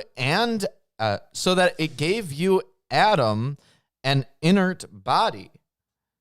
Let me see. Yet it was the very creation of your hands. You breathed into him the breath of life, and he was made alive before you. So, like the animal apocalypse, we're starting from the beginning. Yeah. Yeah. Animal apocalypse in Enoch. Right. Let me see if there's any commentary here, because there's a whole bunch of textual commentary here, like so much so that it's actually difficult to read. Look at this, like it's like wow. Yeah, there's quite a bit there. Yeah, but let me see if he talks about some of this later on. So an inert body, literally a dead or lifeless body. Bereshith Rabbah says the first man was a lump of earth into which God breathed the breath of life, as here. So maybe some rabbinic literature making its way into here, but it's also part of the Bible itself. Yeah. So let's see. As is the case with apocalyptic writers generally, the author of Second Esdras reflects a keen sense of justice. That's why that would make sense. Yeah, that's kind of, that's a good chunk of the purpose of apocalyptic writing. Mm-hmm. That's why his observation led him to a survey of the course of his people's history and experience. So he calls the Lord's attention to the fact that he had created Adam from a lump of clay and animated him with the breath of life. So, like, the reason that he's going into this overview of the history of the people is because he's reflecting on the current state of the people and trying to find out how they got here. Yeah, and what would be just in this scenario. Yes. And you led him into paradise, which your right hand had planted before ever the earth made its appearance. And that wasn't in Genesis. No. No. No, not at all. You know what? Is there a commentary here? Paradise. The term occurs 6 times. Paradise. Well, yeah. We're more interested in these this right upcoming hand chapters. making stuff. Well, right? okay, so the hand, the right hand of God is like the front man, not the front man, like the first mate, I suppose, like his right hand man. And So the term paradise is used for both the Garden of Eden and the Garden of Bliss as the dwelling place of departed righteous people. Sure. So for the right hand, obviously that was The hand by which he did things primarily. Yeah, and it was also used as a kind of like a saving motif. Maybe not. Maybe motif isn't the right word. But let's talk about this being before the earth. So this is probably an interpretation of MQDM. That's a term in Hebrew, probably in skeletal text. Okay. From primeval times of Genesis 2:8. According to Jubilees 2:7, the Garden of Eden was created on the 3rd day. This idea is perpetuated in later Jewish literature. See Pesachim 54a, Nedarim 39b, Bereshith Rabbah 20. Its first literary expression is 2nd Esdras. Apocryphal literature is full of references to Adam's paradise. Paradise is found in conjunction with the heavenly Jerusalem in 2nd Baruch 4:2. So It's also interesting that Eve is nowhere to be found here. We're just talking about sin and death coming in through Adam. not so far, at least. Maybe she will be in time, but maybe also women aren't worth mentioning. Well, Do you know?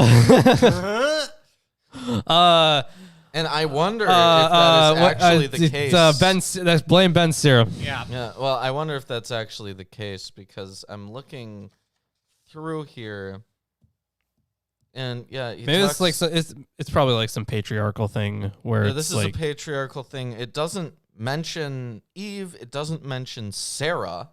It doesn't mention Rachel or Leah.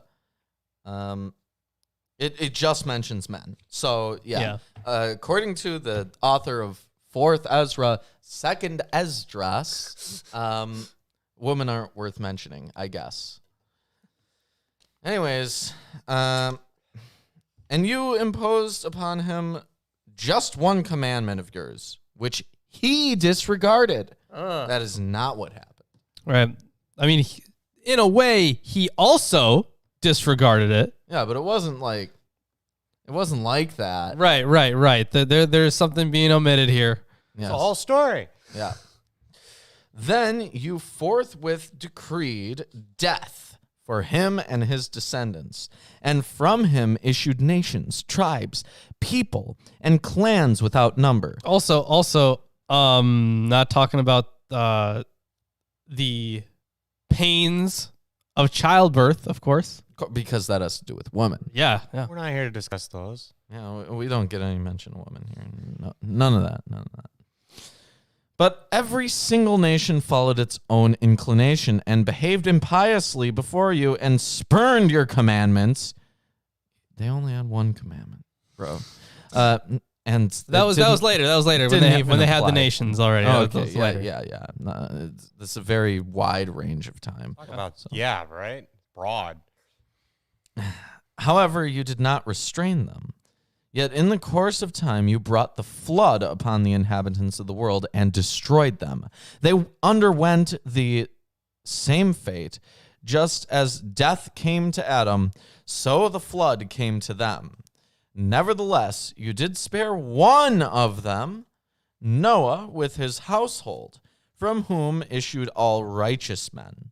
But when the inhabitants of the earth began to multiply and produce children, peoples, and many nations, they began again to be more impious than their forefathers. So when they did evil before you, you chose for yourself one of them whose name was Abraham. Actually, his name was Abram, whom you esteemed and to whom alone you disclosed secretly at night the end of the times.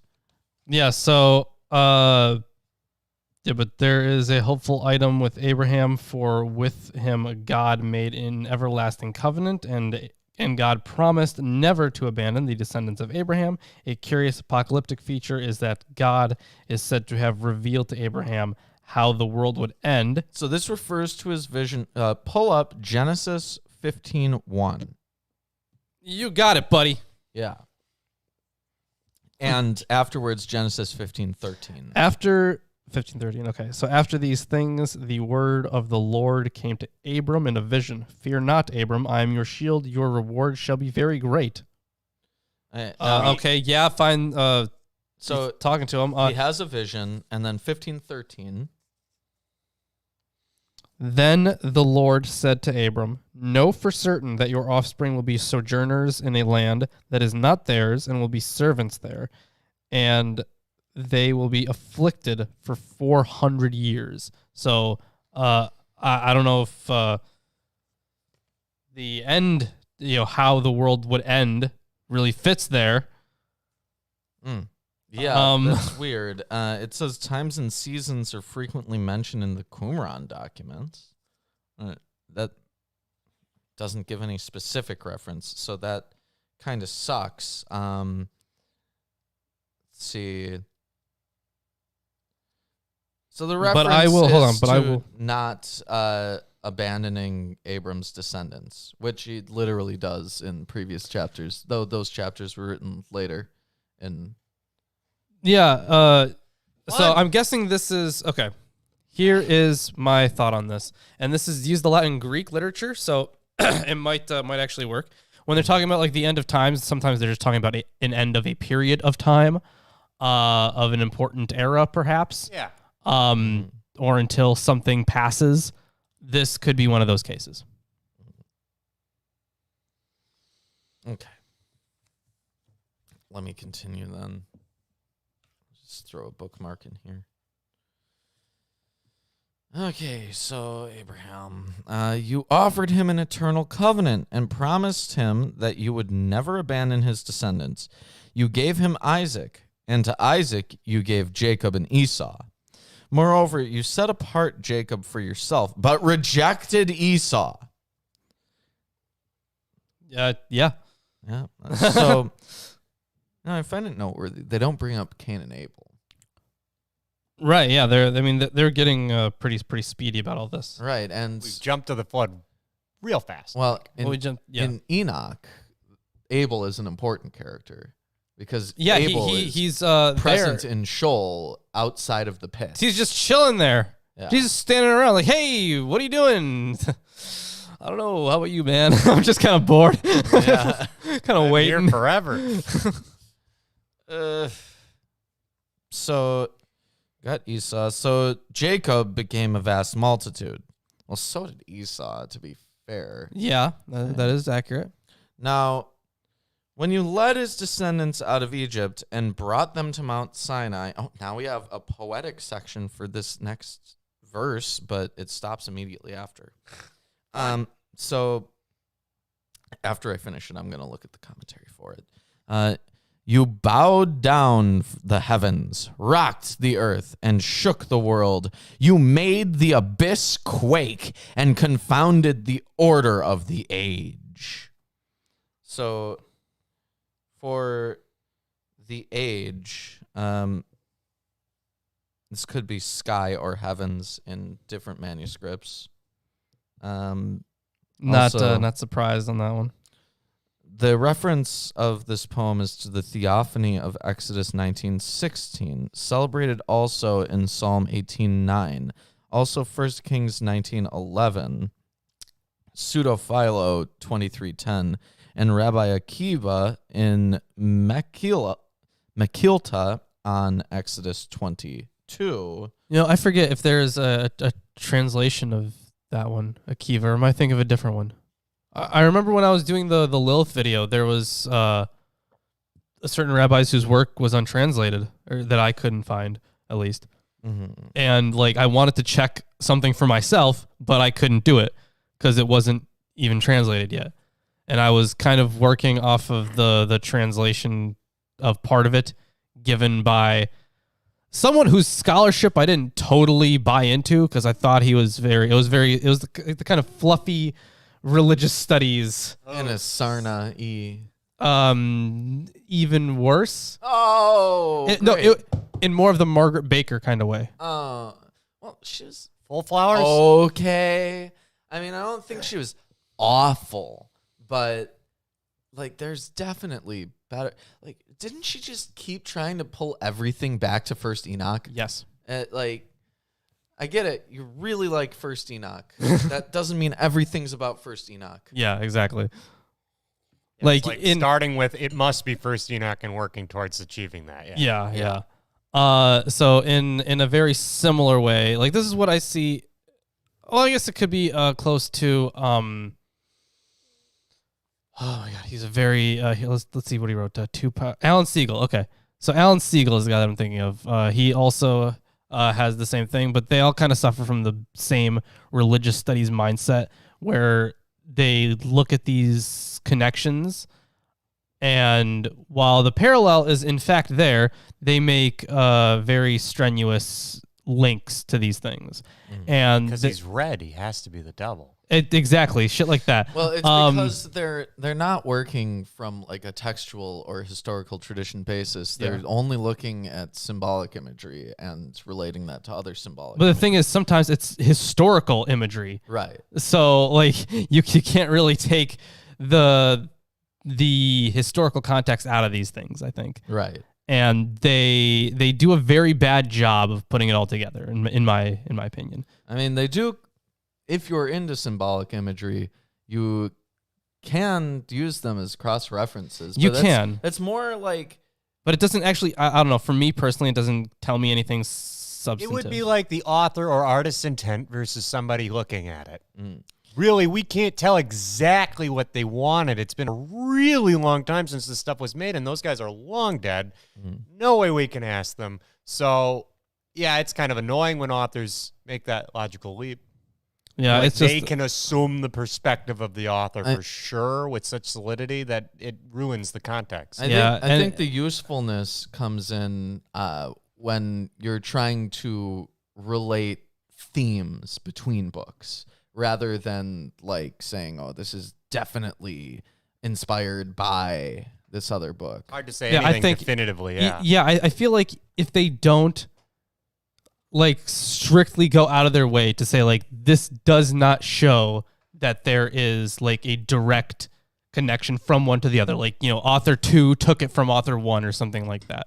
Right. They're creating these perspectives and then not being skeptical about their own assessment. It's not. It's just that like even if they are skeptical, I think readers, people especially who are not in any of these kinds of fields, will easily fall into a trap of saying, well, it must be like from this older source. And I'm like, that's not necessarily the case. Not guaranteed at all, no. So it's, but yes, Jason, you're right. Maybe everything is about First Enoch. Yeah, I mean, come on. Is that why we made the shout out to Enoch command? Yeah, maybe because it's fucking relevant. Is Margaret Baker still alive? I don't know.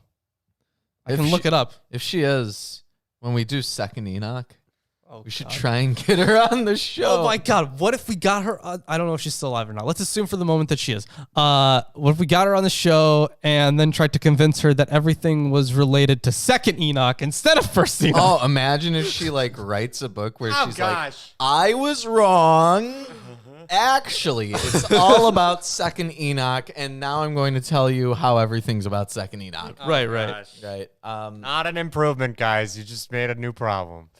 Yeah, so let's continue here. Your glory passed through 4 gates: fire, earthquake, storm, and frost. For you to give to Jacob's descendants the law, and to the generations of Israel the commandments. So what they say here about the gates here. So God's passage through the 4 gates adds further mystery to the story, borrowing the phenomena from 1 Kings 19:11 through 12. No way, man. That's just the fire and frost. But The first Enoch 34 through 36 and Revelation 7:1 refer to the winds of the four quarters. Yeah, yeah. And Yep. the That four one is gates- more general apocalyptic thing. The four gates may refer to four heavens through whose portals the glory of God was believed to descend. So that reminds me of, kind of the elemental planes quite a bit. Water, earth, air, fire. Yeah, well, they had to get it from somewhere, but this is China. I think they stole it from China.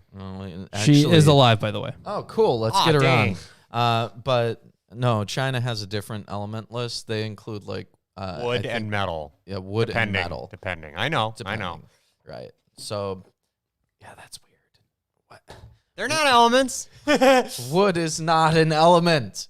It's like saying flesh is an element. Flesh golems. Flesh right? elementals. Yeah. God, that's terrifying. Look at Never even all thought this, of that. this element on me. That's what you are. You're I a am flesh pure elemental. element. Yeah, you're that is F on the periodic table of elements. Flesh. Obviously, these are facts. You remember the four humors as well? Just throw those in there too. Yeah. There's dark humor. There's Have you ever read? Have you ever read Hippocrates? no. It's weird. Like he doesn't say, "Oh, because of this we know this." He's just like medical fact. Like, hey, if your stool is soft when you're young, then it'll be hard when you're old. But if your stool is hard when you're young, it'll be soft when you're old. Is that a real one? Yeah, that's literally in his aphorisms. That's hilarious. Like, Well, you It's- gotta know that shit. ridiculous. But anyway, yet you did not remove from them their inclination to wickedness, so that your law might bear fruit in them.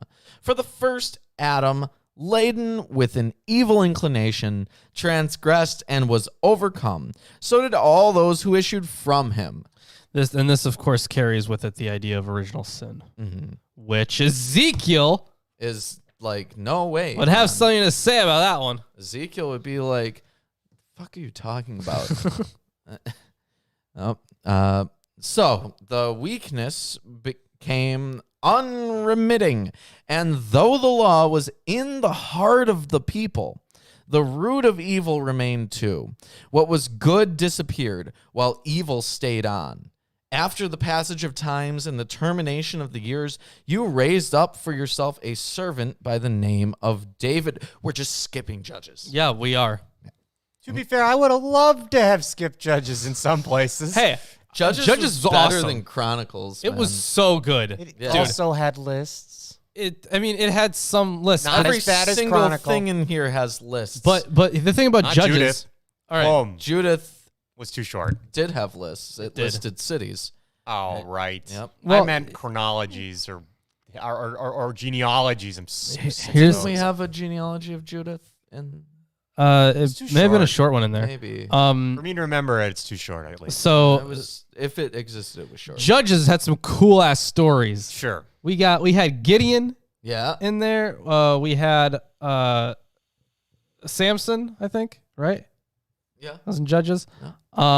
We Samson and Delilah. yeah, we had I loved the very hilarious death of the king of was it King Ehud or the king of Ehud? Something like that. It was very funny. He was just in his bedchambers. This dude comes in and just kind of stabs him. Very Judithy. Yeah, kind of. Oh, wow. Yeah, either way, it was I thought it was a very, very fun book. We get the stopping of the sun, right? Yeah. That's in there too. Mhm. Yeah, Judges was a lot of fun. I think it had more narrative. It did, yeah, absolutely. I keep confusing it with other things, though, like the Book of the Kings of Judah and Israel, Yeah, one of those. Yes. So we're getting into David now. We're just skipping a huge period of time. We are, yes. Actually, come on, man. We skipped Moses. Whoa! Although Moses is not mentioned here, It's as implied with for you to give to Jacob's descendants the law and to the generations of Israel the commandments. But like Eglon, king of Moab. Okay, thank you. yes. And that was killed. He was killed by Ehud, right? That was the judge's name, Ehud. Yes. Okay. Yeah, so although Moses is not mentioned here as the receiver of the revelation and of the theophany, he is the figure to whom Ezra is often implicitly compared. Yeah, Wow. It's weird though. Like Moses is such an important character, Right. but they just skip over him entirely. Yeah. I guess it's because maybe this is a polemic against the Jews at the time, right? And So you don't want to have these great Jews get brought up right? because you're talking about how bad they're doing. They want to. They mention. They mention Noah. Oh, no, who's no. righteous. I know. I remember. What is it? Okay, so I think I know the reason here. So because of the blotting out their name, like so since the people are have in the view of the author here have been so sinful, they are getting their name in a way which I guess is kind of tied to Moses, blotted out. But then why bring up Abraham and David? Right? You would figure that if you were blotting out Moses, then you would blot out. Well, because Abraham. he specifically said that like I remember he said something, but he's like, if this doesn't happen, you can blot out my name of the book out of the book of life. Like I forget the verse, or God directly threatens him with that. I forget exactly how it went, but there was something about it. There was something about it. You're onto something, I think. Maybe. But I think it could be that Moses is like such a holy figure to them that they don't even want to consider him when detailing the injustices of the people, right? Like, because he is like, there's no prophet like Moses. True, right? Anyways, continue on here. You instructed him to build a city for your name, where your oblations might be offered to you. This was done for many years, but then those who lived in the city became remiss, carrying on in every way, just as Adam and all his descendants had done. That's literally everybody. For they too had an evil inclination. So you delivered your city into the hands of your enemies. Then I said to myself, do those who live in Babylon really do any better? And has it for that reason subdued Zion? But when I arrived there and observed their innumerable vices and saw for myself over a period of 30 years so many doing wrong there, I was utterly perplexed because I came to realize, there's a poem here, how you bore with them as sinners, treated with forbearance wrongdoers, ruined your people, and preserved your enemies. End poem. Why is that a poem? How is that a poem? Must be. Also, thank you, Jason. Yeah, so This- Exodus 32:32. Yes, this little psalm of complaint echoes such outbursts as found in Psalm 106:40 and Lamentations 1:5, 10, 2:16, 17, and 4:16. Okay, so Ezra is faced with the same problem that troubled Habakkuk. So we'll get there. We will. That's true. And you informed no one as to how this way should be abandoned. Does Babylon really act any better than Zion? Or has any other nation except Israel known you? Or what tribes have given credence to your covenants as that of Jacob? Yet their reward has not been evident, nor has their labor produced fruit. I have indeed traversed the nations and observed their affluence, although they disregarded your commandments.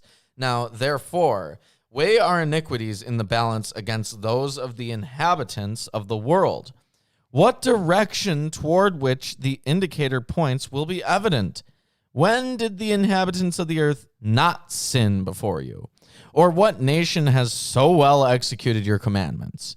So, There's the only question- one sentence left. So Let him finish. okay, go ahead. yeah. You will find exceptional individuals who have kept your commandments, but nations who have done so, you will not find.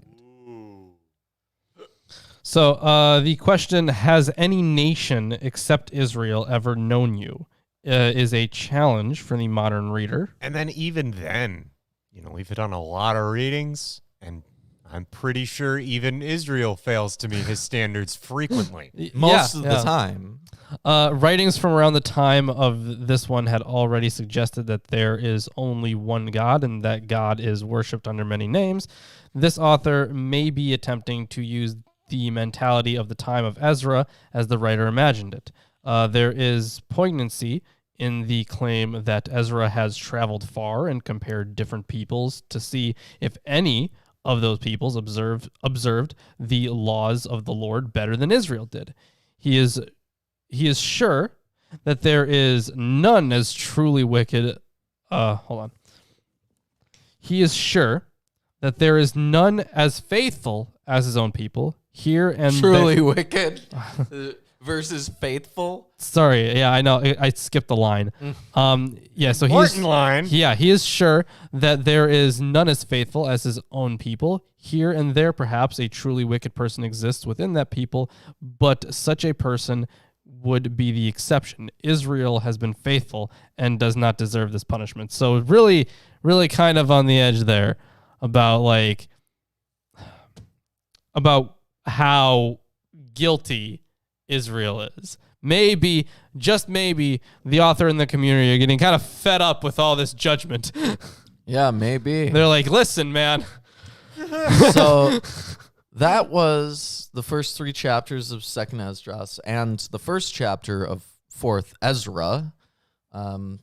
Yeah, So that is accurate. what do you think of this so far? It's way better. way better. Yeah. I at least enjoy the conversations that have tangentially been created from this. Yeah, Not just the narrative. Definitely a long episode, too, but there was a lot to talk about. Yeah, a lot to talk about. I mean, the weird Christian insertion at the beginning, Yeah. at the first 2 chapters, that is not something that we're used to reading. No. Because I'm sure we'll get more into that kind of stuff as we get into New Testament. Yeah, absolutely. And apocalypses of New Testament characters.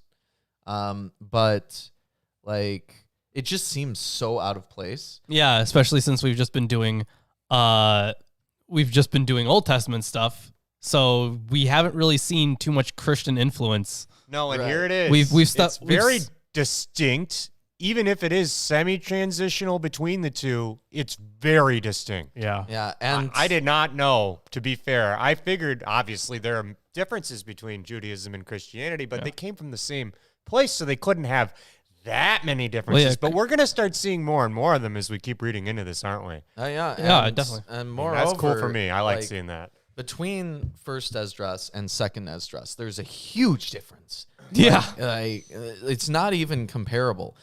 Basically, Bad start with the genealogy there, right? Right, But right. but you know what? It really bounced back Picked hard. up real hard. Yeah. right, and No, we know our viewers love seeing Lawrence suffer through lists. He loves to read those. but everything about it is different. The theology is different. Mm-hmm. The views of the Jews is totally different. Mm-hmm. The sequence of events is not related. We're not going to I don't probably think be at around all. hundreds of years. So we really don't know how different all the styles and traditions of their times were and how much that mutated the ideas that were presented to us. Yeah, so of course it starts off with it's like, hey, here's Ezra, and he was very important. He's saying that we're the new people. Get out of the way. Time for a new religion in town. And then it's kind of all like, look how bad you guys were, and now there's going to be a new covenant. I want to see. It's like the 15th And one. now this first part that we read here is probably about why there should be a new covenant. I'm guessing that's the reason for this. I'm guessing that if whatever this whoever wrote this section fourth Ezra. The Christian stuff was later put on there as kind of a like here's a little bit more context. Like, yeah, here's this this apocalypse, right, that you're getting. Here's this revelation. Here's why you're getting that revelation. So the manuscripts, just at the end here, because we didn't really go over this, which we should have, really. First of all, it's almost universally acknowledged that Second Esdras was composed in a Semitic language, Hebrew or Aramaic. There may be convincing arguments for either, more likely Hebrew. But the oldest and best known manuscripts are Codex Sangermanensis, that's S. Okay. Dated AD 822. And Codex Ambienensis, that's A, in the 9th century minuscule hand. Codex Complutensis, that's C, which is one of the ones that I questioned before, dates from the 9th to 10th centuries. Codex, so they're fairly old, but they're not. The oldest ones are from the 800s. Okay. Roughly. Okay.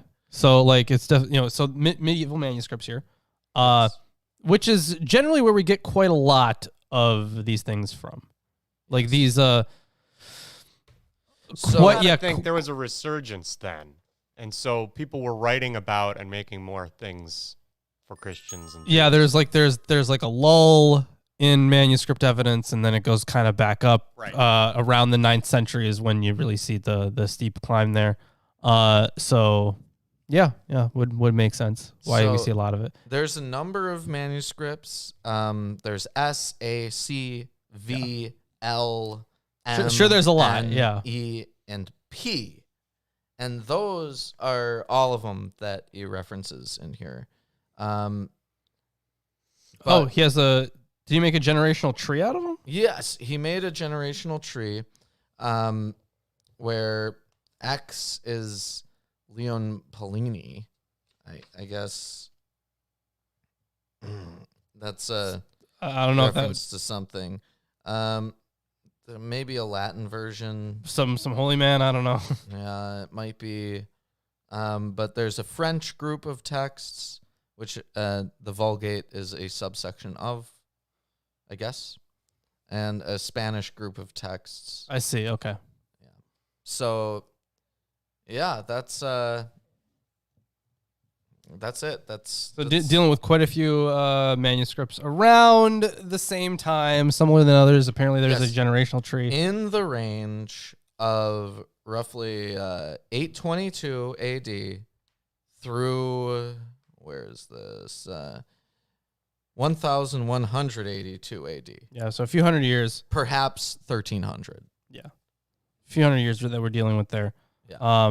So it's nothing like the rest of the Bible. Because the rest of the Bible is all like, so here are our oldest manuscripts, which they could potentially be like, okay, let's go with, for example, let's go with like Qumran or something, right? That's like turn of the millennia, and it could go up until really whenever, honestly, until the printing press.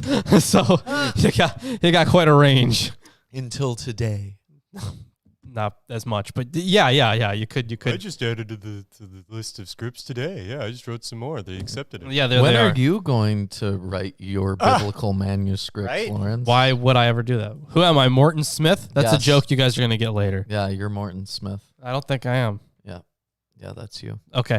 Anyways, thank you everyone for joining us today. We had a very long episode. Had a lot of good discussions, I think. Yeah, and if you would like to join in the discussion, you can become a patron. For $50 a month, you can be on the show once a month. You get a whole bunch of other rewards.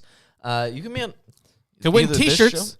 Win T-shirts. You get video scripts. You get a whole bunch of stuff. Our hangouts. That too, yeah. And that means you get to hang out with Landon. Yeah, you get to hang out with Landon. And Chris, pin that merchandise. We have T-shirts. If you don't want to join into a monthly T-shirt giveaway, then you can just buy yourself one of our T-shirts. We got Buzzy B up there with the bee hold and, our little biblical meme. Yeah. But if you don't want Buzzy B, you can buy a better shirt. You can buy a better shirt. Buy a better shirt. I guess. Just leave it there. Don't even tell you them could where buy or a better how. shirt. You could just buy a better shirt if you hate this shirt. Yeah. Yeah. Thanks. Hey, if you don't like the show, watch something else. Yeah, right. All right. Yep. But if you want to support us in a different way, we have an Amazon wish list that's full of books. Add books to the table. Give us books that we can use for future scripted videos or that we can refer to on here. We'll read them so that you don't have to. Yeah, exactly. And we will use them as sources and videos as well. So all those long documentary style videos that you see on this channel, you can help be a part of it. Yes. And otherwise, you can, check us out on Facebook and Twitter. Completely free to follow us on there. And we have our donation drives. And we're going to be getting a thetan meter. That is happening. Absolutely. Lawrence is going to order Absolutely. it. If it's not ordered, that is 100% on him. Yeah, that would be completely on me. Will be ordered. Don't worry about it. So Chris with the weird noises. Worried. One thing I do want to mention is, so on Facebook, there is a group, Atheist Sunday School. Yes. And there's not really a lot of engagement, but I would like there to be engagement. I think that would be, I like the idea of that group. Where We people have get these huge 2-hour a week, 2-hour presentations that create a ton of questions. Yeah, we can all we talk might not about be able them. to answer for you. And if you're watching it later, we'd like to hear from you. Yeah, so I mean, we can just we can all just talk in there. I think. I mean, there aren't really that many people in there, but you know what? If you enjoy your stay in the group, you can always add more people as well. Yep. Yeah. And you know what? With that being You said. really should share our channel, not just the video, but the channel with your friends and family and neighbors and countrymen and Police officers, Police officers, firefighters, enemies in foreign wars. Yeah, and absolutely. Al Qaeda. Al Qaeda would love my Quran video. Oh yeah. wow, you would. Yeah, Yeah, I'm sure. yeah, they would. Let's not send it to Al Qaeda. I kind of like breathing. Yeah, I mean, 79 episodes of Friday Apocryphal podcast. Yep. And join us next week for that. And of Yeah. course, On Join us Sun- next week for episode 80. And We will on Sunday, we will see you on Sunday. Sunday. Yeah. And then Friday. Yeah, thanks and for also watching. Sunday And again. you can watch Thank us you. any